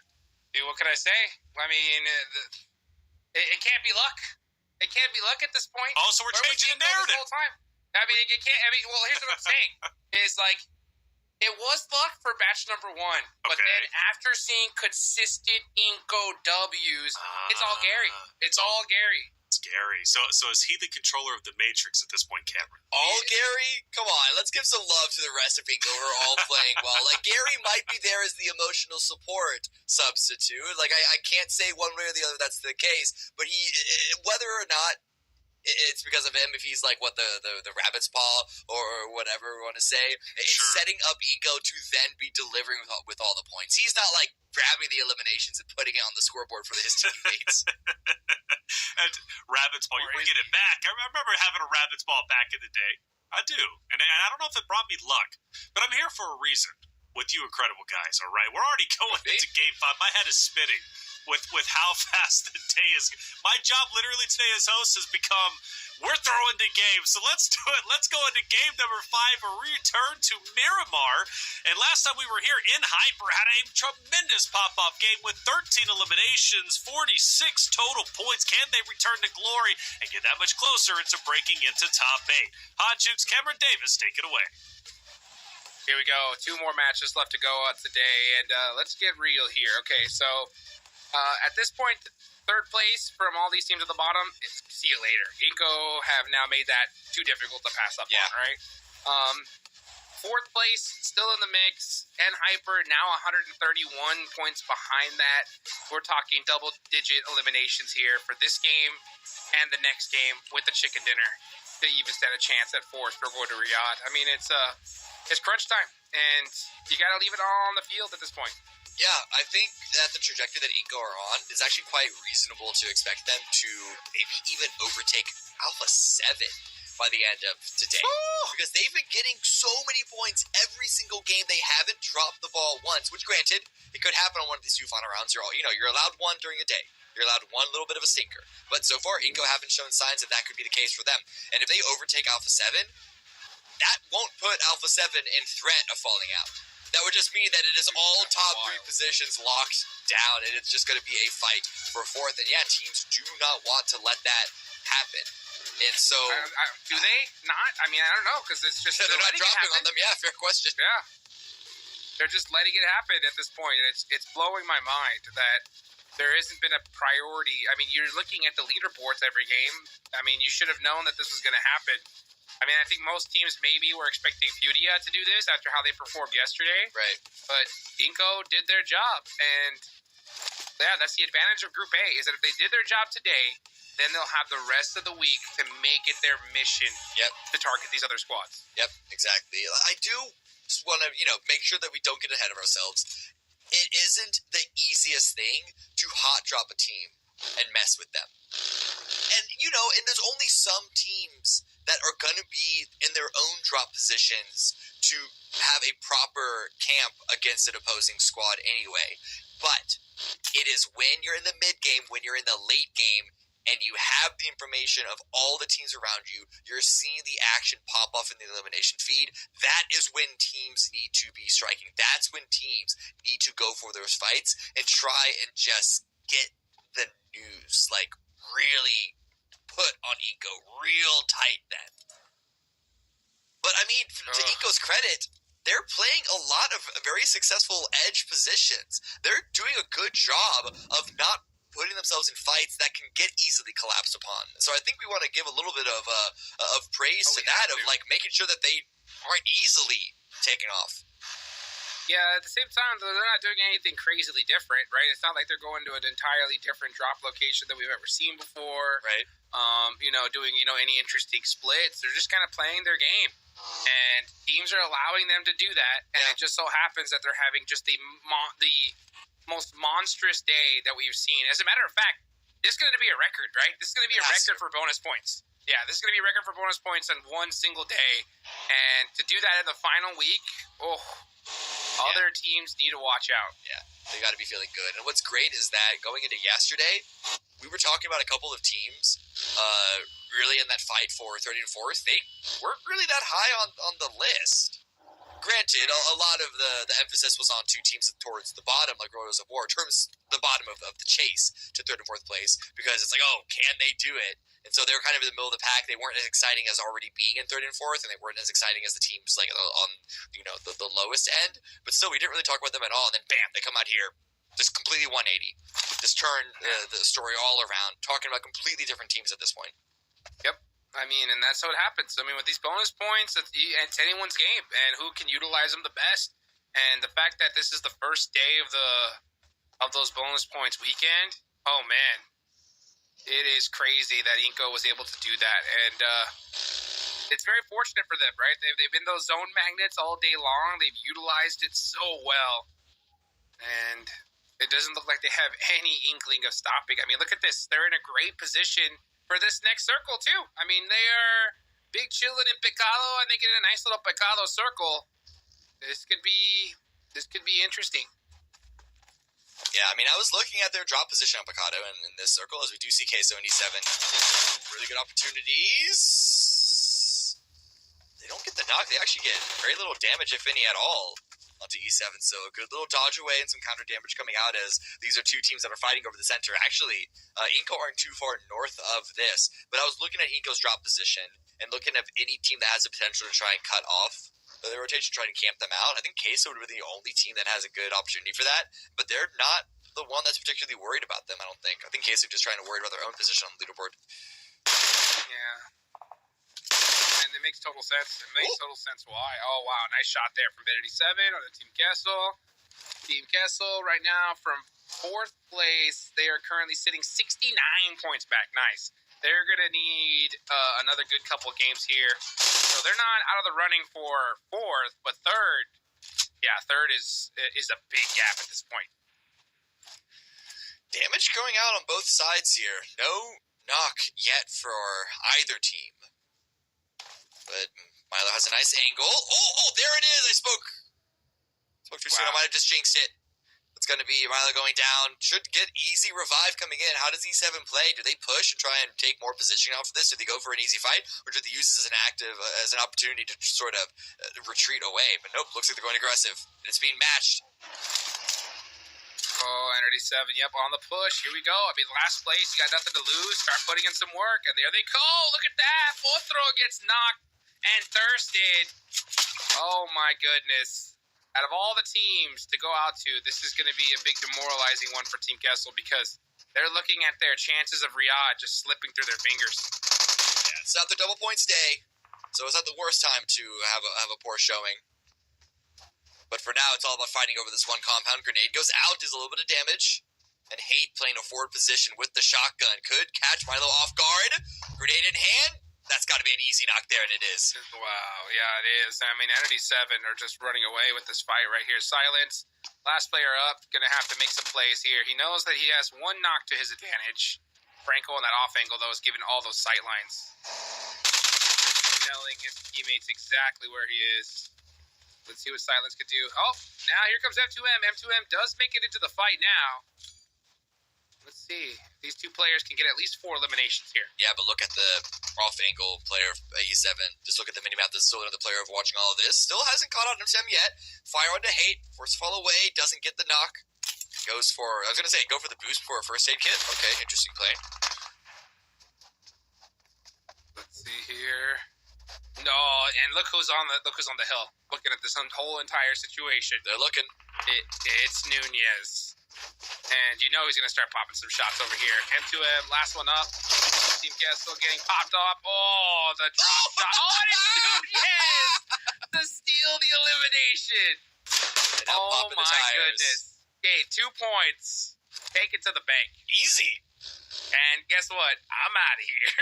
I'm gone. I'm done. I'm done, dude. Oh, man. Shout out to Gary for giving Nunez the buff to get. I'm just kidding. No, it's just like Nunez has been playing so well all day long. Yeah. It's crazy to watch. No, absolutely. And just look at the confidence that they're playing around. They're taking so much space here in the middle.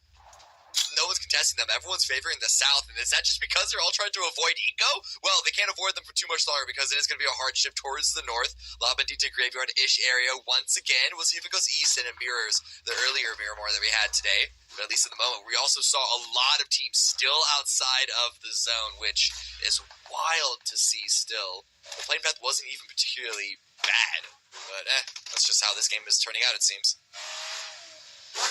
Let's see how it goes. Pudia. Oh my goodness. Their bonus points day has just been atrocious, and it's so frustrating, especially having a good solid day yesterday. The curse. You called it. You called it. It is literally the curse. I know. I mean, and honestly, I blame Taylor.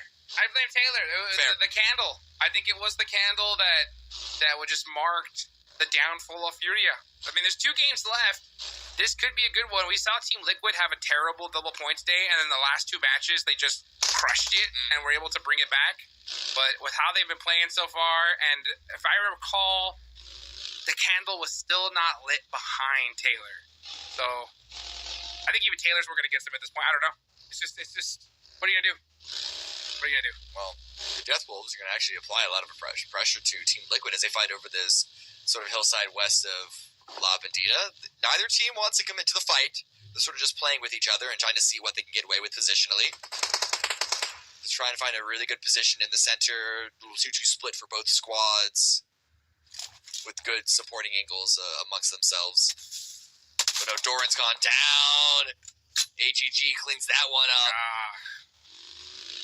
Yeah, Tight Gaming down to 2 players just on the rotate. Tight Gaming, it's those communication issues that the legendary Juancho was talking about a little bit earlier. Right. And they definitely are going to have to get that sorted. Because when you got every single player, for the most part, speaking different languages, besides, only 2 players, what can you do? Yeah, I mean, that's the big issue, having multicultural teams just because of the language issue alone. Mafioso, though, getting shot at. You can tell that, Alpha 7 want to be able to close the gap against Team Liquid, but they're getting pressure from so many angles. They lose another player early on, and Lorenzen catches Mafioso. That could be a big push here from Be Bold. And he gets thirsted by the fall damage. Gets thirsted by the fall damage. Yes, he does. He falls. the gravity was really thirsty to clean that elimination up. Gravity got him, man. I mean, what could you do? I mean, I'll say this. If you're not going downhill, Cameron, tuck and roll. Tuck and roll.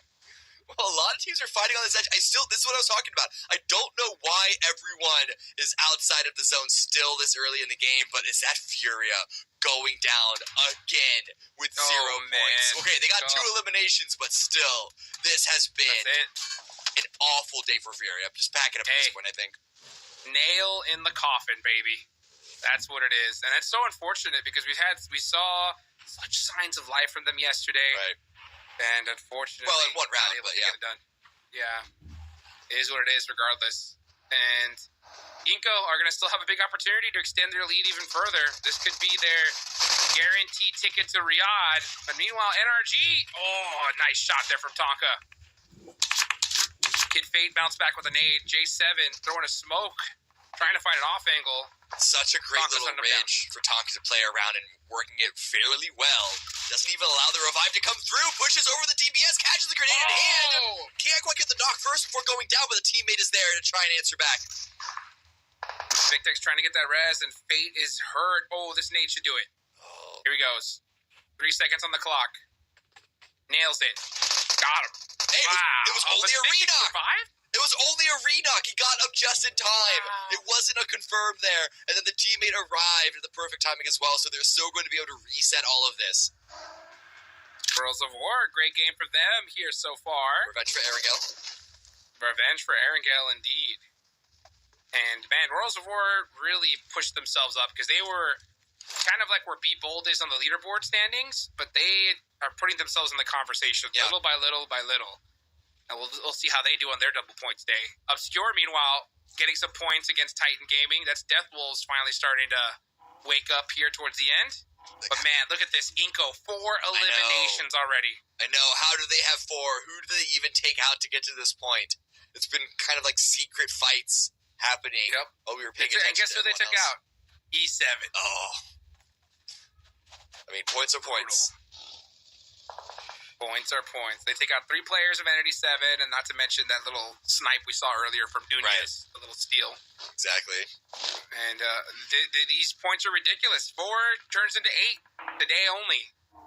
And it couldn't have been at a better time. And let's see where they're sitting at right now with this next zone popping. They're on the bottom left side of the map, over right just outside of Pecado. They haven't had to move a muscle just yet. And watch the zone go straight to Gary here once again. 20 seconds, don't call it too early. We still got 20 seconds to see. But honestly, if history serves, it probably will. As we just see Influence Rage rotating similar area as Royals of War with the Ridge dividing them, but now towards the north.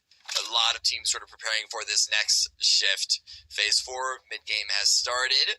It's a lot of open space in this zone. You can see Liquid, Death Wolves, even, and Hyper, all 3 teams with nice spread positions. Circle centers up, goes just towards the east just a touch. And so Inco, they're on the edge now. I could easily see them sweep towards the south through 9Z, through Royals of War, into Liquid and Influence Rage.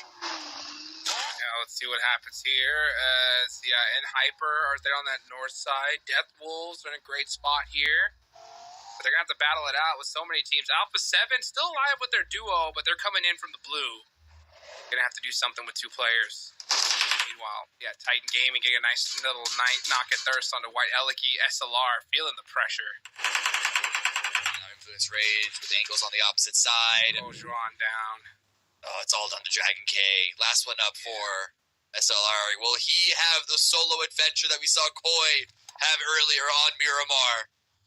Looking at the position and the teams around him, I don't think so, but we have to see. There could be a whole movie right now about Koi. The adventures of Koi. By himself, playing as a solo.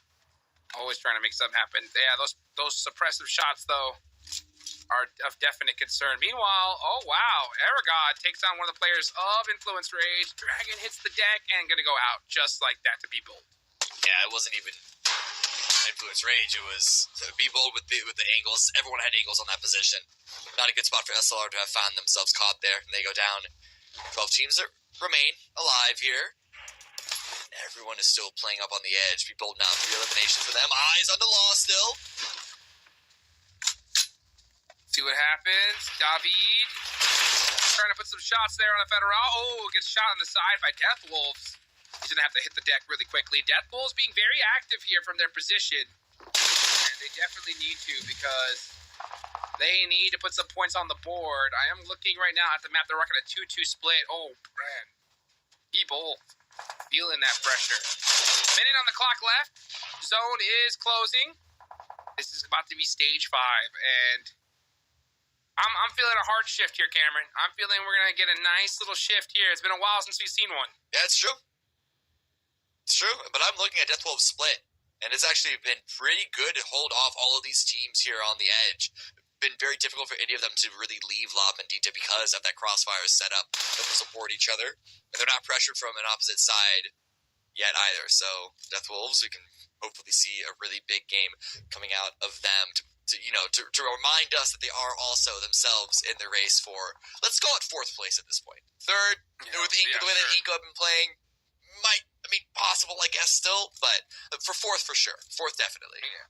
I mean, it's going to be hard to beat them. I mean, they're going to have the best bonus points of the whole tournament at this point, and it's going to be hard to beat. Because they've done well on every single map. Yeah.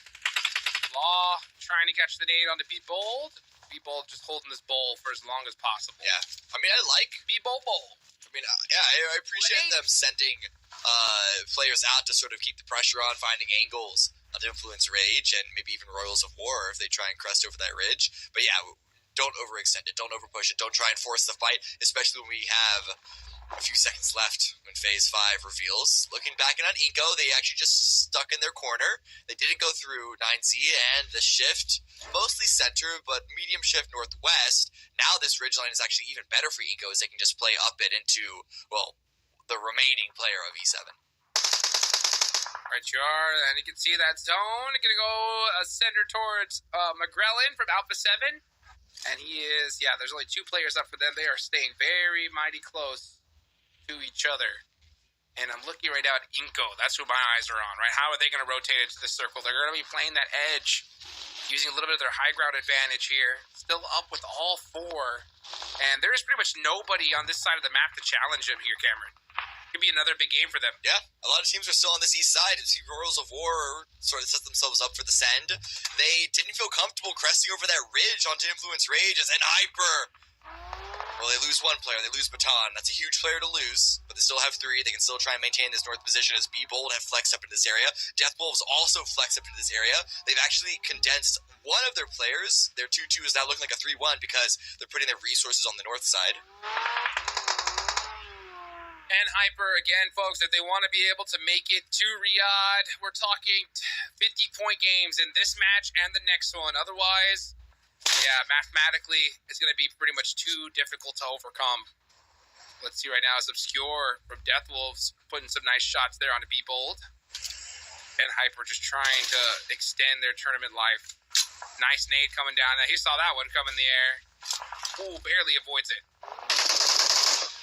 Pulls the vehicle away, gets out of the blue zone as well, and Stars just pushes forward, but they have to keep it moving. There's a lot of places to hide in this part of Miramar. We saw it earlier on today. Stars you got to get into the zone, but you don't want to get too far ahead of your team as Rose of War now also finding a small little tip to play in. This is in the center of the zone, right over the ridge from the solo player of Death Wolves, who is perhaps looking to retreat back to the north, or no, rather, you can see on the minimap, just readjusting that vehicle, and if they had any grenades, Igor could be landing on Royals of War, but they're going to hold their point. They're going to try and play what is sometimes called like the alligator, which is just you prone down and you wait to get tripped over. Don't go too aggressive yourself. That's right. Yeah, that is correct. Stay true to your logo. Let's see, as Aragod's looking on for some angles. He's holding that dip for dear life. Team Liquid have that plateau up ahead, but they're going to have to make the best of it here. There's still going to be a big zone shift coming up soon. We still have a couple circles to go. Death Wolves are holding on. Still 10 teams remaining here. Everybody just kind of playing it safe. Mythic backing it up here. Look at that. Backing it all the way up. And looks like his team's going to be opt to play the edge because, yeah, there's just not a lot of great spots still left in the circle. Would have this nice peninsula to play around. You can see them kind of maneuvering, see what information they can gather. But Royals of War with that central send sort of cut them off, and then 9Z still playing it slow. It's on low ground compared to Liquid, but it does control Liquid's rotations. And now with the circle centered on up, Liquid need to force a fight. There is not a single macro movement, at least not one that I can see, that's going to get them into a safe position in the zone that doesn't force a fight. And at this point in the game, that's pretty expected. Yes, it is. I'm looking at Annabette right now. 4 eliminations so far for Inko, looking to extend their lead, secure that last spot for the group stage. Ooh, nice shots on the FS. Wait, why is there a random purple dot in between Annabette and the rest of Inko? That is Entity 7. The last player up for Entity 7 is Jocko, and he is hiding in the shack. Oh, and he's got all eyes on Annabette. This is not good for Inko. No meds. So it's going to be a health advantage. Has to land the shots instantaneously if he does want to go for this fight. See what happens. Carrillo, center zone, barely using this hill to their advantage. And Rata Boy gets a nice little knock on to Diego. Oh, Jocko. When is he going to take this shot? There it is. Oh, and he only gets one headshot. His position is now given away. And it's only a matter of time. Yep, here comes the molly, and it does spread further on wood floors. So Jocko most likely going to get burned up here. Oh, it misses. Oh, it misses. Nenebete barely missing that mark. There it is. That'll do it, though. Another 2 points for Inko Gaming. That's huge. Absolutely huge. And Hyper haven't pushed off of that damage. Granted, it wasn't a lot of information there in that fight. So it's understandable why they didn't push into this position. They would have had to go through the rest of Inko either. But Annabette can just still and stand out here. Send all those shots to the north. No need to group up with the core roster just yet. But Liquid, they're sending it forward. They're right between 9Z and Royals of War. It's a tight position, and they're going to get bombarded. Oh, yes, they are. Team Liquid, oh, in big trouble. That one nade from Simple can just spell disaster for them. He's going to hit it perfectly. Ooh, just a little off the mark, but Connor hits the nade that he was looking for. And now Ayala, all eyes are on their backs because 9Z are definitely starting to apply that pressure. And meanwhile, Gary now starting to wake up, catches one of the players of 9Z off guard. And Inko are looking unstoppable here today, Cameron. Ooh, that knock against 9Z could give Liquid the opportunity for the revive. In fact, Mythic is pushing up under the high ground, under the cover of smoke. And maybe even wrapping around to find Shuko. This could be a huge defense by Liquid because the pressure coming in from a lot of sides is a lot to manage. But with Royals of War also getting knocked by Death Wolves, they're actually making this work somehow. They're able to sort of push this fight into 9Z. Limit the third-party angles.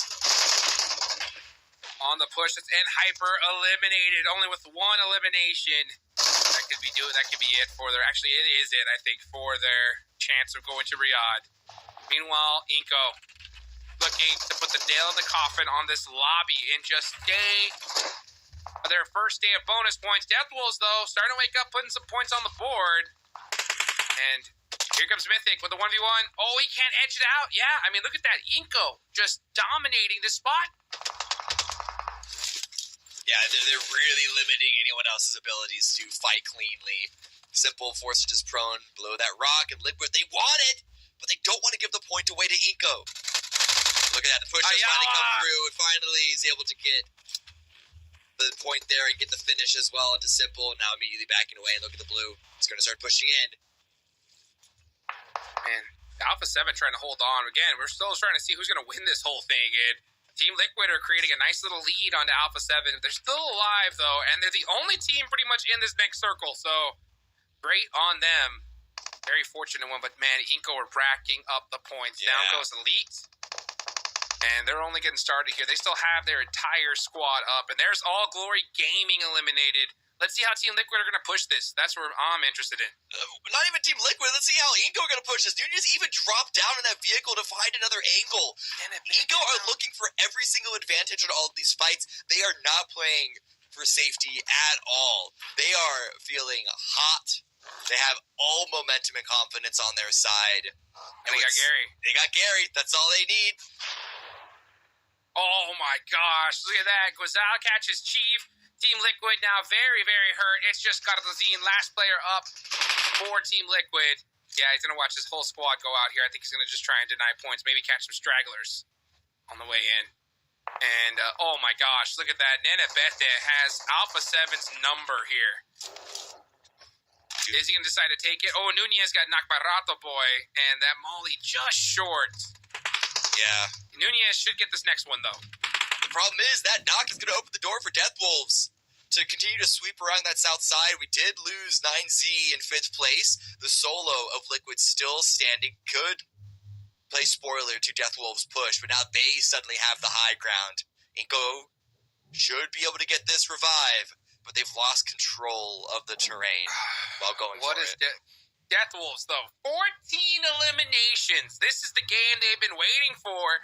But guess what? Inko's going to match it with 7 eliminations because it's their double points day. Death Wolves need to figure out a way to stop them, but Higo is going to go ahead and take a nice finish on the Cardozian. That's 15 eliminations. Death Wolves could have a record. This is absolutely huge. What was the highest elimination win we've 19. Seen today? Well, today was like 13, 14. Right. Usually you sit around 9 is the average that we've been getting so far. But yeah, if they get everyone else, this could be a brand new record. This is huge for Death Wolves. And again, this is the team that, oh man, like they really need to have good rounds. If they want to try and fight for that 3rd, 4th place, the Cinderella story, they need to be able to deliver when they're given the zones in the way that they have today. They've played it well. They've had great positioning to capitalize on it, but they need to be able to get that full chicken dinner conversion. Absolutely, and they need to stop Inko. They need to put all their priority on shutting Inko down here because if they're able to win this game and get those eliminations, then Death Wolves' chance for 3rd place is pretty much going to go out the door here. So let's see what Death Wolves can do here. They have a massive game. Rato Boy with 6 eliminations by himself, looking really good. Here goes Higo on this side angle. but I don't really see much utility left. Yeah, you can see everybody with just maybe 1-2 nades to their name. Sometimes that's all you need. Can you shut down Gary? I think once you shut down Gary, the rest of Ingo falls apart.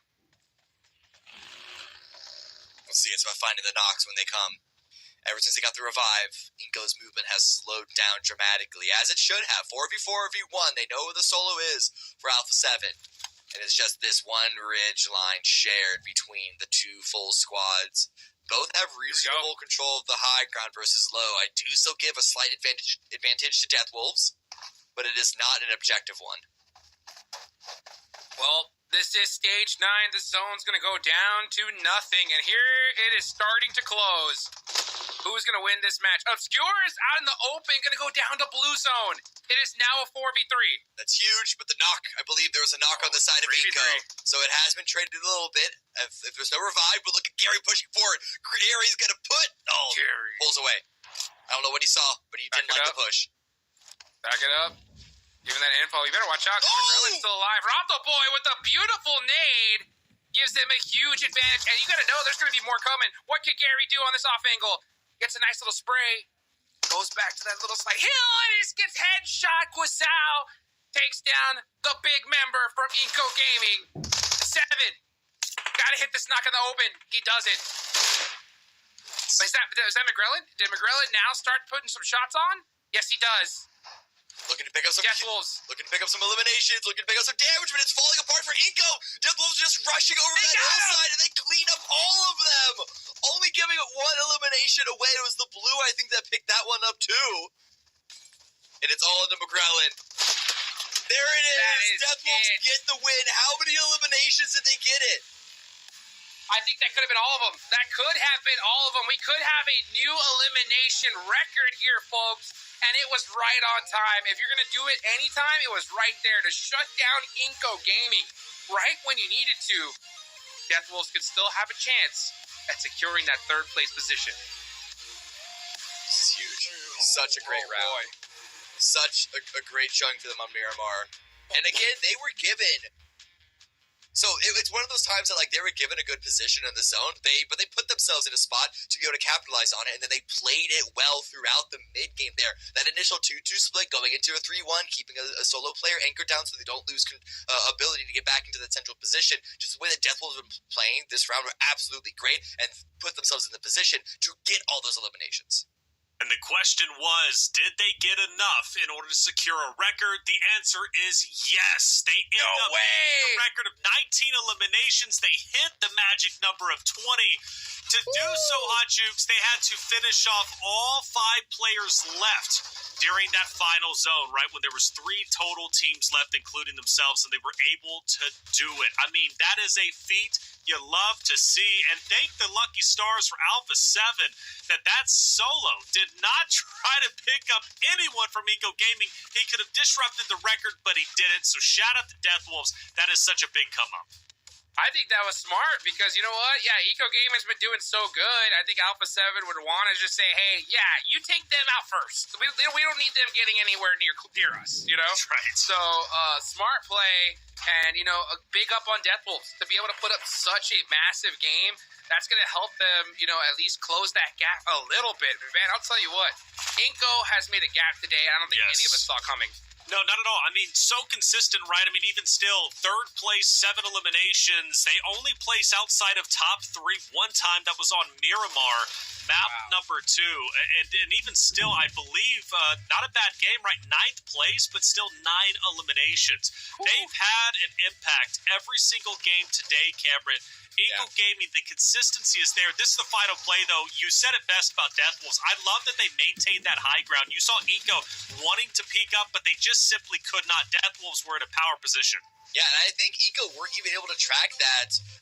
Deathwolves had 2 players on that high ground, because you saw Gary trying to hold, got shots on 1, didn't expect Kizao on the follow-up angle there, so just playing it slow, conservative, but I say conservative, they got 20 eliminations while doing it. But at least in that final 4 versus 4, they set up in a Crazy. conservative play and they didn't get ahead of themselves. They didn't let the fact that they already had so many eliminations think that they were unstoppable. I mean, Hodgins, the fact that Death Wolves gets more than Eco on their double points day is incredible. That is such a big come up from Death Wolves. I can't wait to see where they sit on the standings. But for Alpha 7 getting a second place, AGG as well, I thought they had a great game, at least up to a certain point, right? 6th place, 8 eliminations. They were also tearing it up at one point. Yeah, just trying to put something on the board, hopefully closing that gap a little bit against Team Liquid. But I mean, honestly, I just cannot get over it. I mean, I can't stress how impressive that performance was from Death Wolves. 20 eliminations in a day or in a tournament like this in general it's historic. I mean, this is a team that came all the way from qualifiers, guys, right? And now they're here on their final week, clutching it up. I mean, man, I hope that they're able to do a game like that on their double point day. It'd be incredible. And they will move up to 4th place, so they're just on the bubble for their good efforts. Death Wolves, 566 to Furious, 555. Cameron, the first time we see Furia drop out of the top 4. If the pressure wasn't hitting them then, it's hitting them now. I mean, That's over. if it's only hitting them now, I'd be really worried about where their head's at. But at this point, yeah, I agree. It has to be over. Even though I will say, we've kind of avoided sending strays towards Influence Rage because they also haven't really been able to do too much the past couple of days. But the fact that it is not yet their double points day, it's not Queso's double points day, even though them and Royals of War are a bit of a gap below Influence Rage. But the fact that, like, yeah, it is going to be, I'm going to say it, impossible. Because there's also Death Wolves going to have the double points day coming up later on. Like, unless we see, what, a 30 elimination win out of Furia on this final Erangel, which, I mean, talk about record breaking. It has to be over for Furia. It sucks to call it so early, but it has to be. Well, it's terrifying. I mean, 6, 7, 8, Influence Rage, Team Queso, Rose of War, they're Group C. So they have their double points still to come up, and they are that close to Furia as it stands. Yeah, it might be over with. Furia's run might be finished. And I hate to say that, I really do, because we built this beautiful storyline of Furia versus Death Wolves, but out of nowhere, Eco Gaming comes in like the powerhouse team they are, and they wipe the floor clean of both of those rosters and ultimately get into 3rd place. AGG will move up to 427 in 10th place, and Hyper will drop down. So some movements on the second page, but again, that battle for 4th place is still well underway, and it's only heating up. Death Wolves now in our opposite of Eco Gaming. The biggest storyline there, right? Eco Gaming, will they be able to continue their lead? They've already closed the gap between them and 2nd place of Alpha 7. We're talking just a little over 50 points, where at one point we were discussing even today that A7 might have a 200-point lead. That is no longer the case. How much further can Eco Gaming continue to go? Well, they've got one game left. Can they break the record of 20 elims just set by Death Wolves? We'll find out when we come back from the break.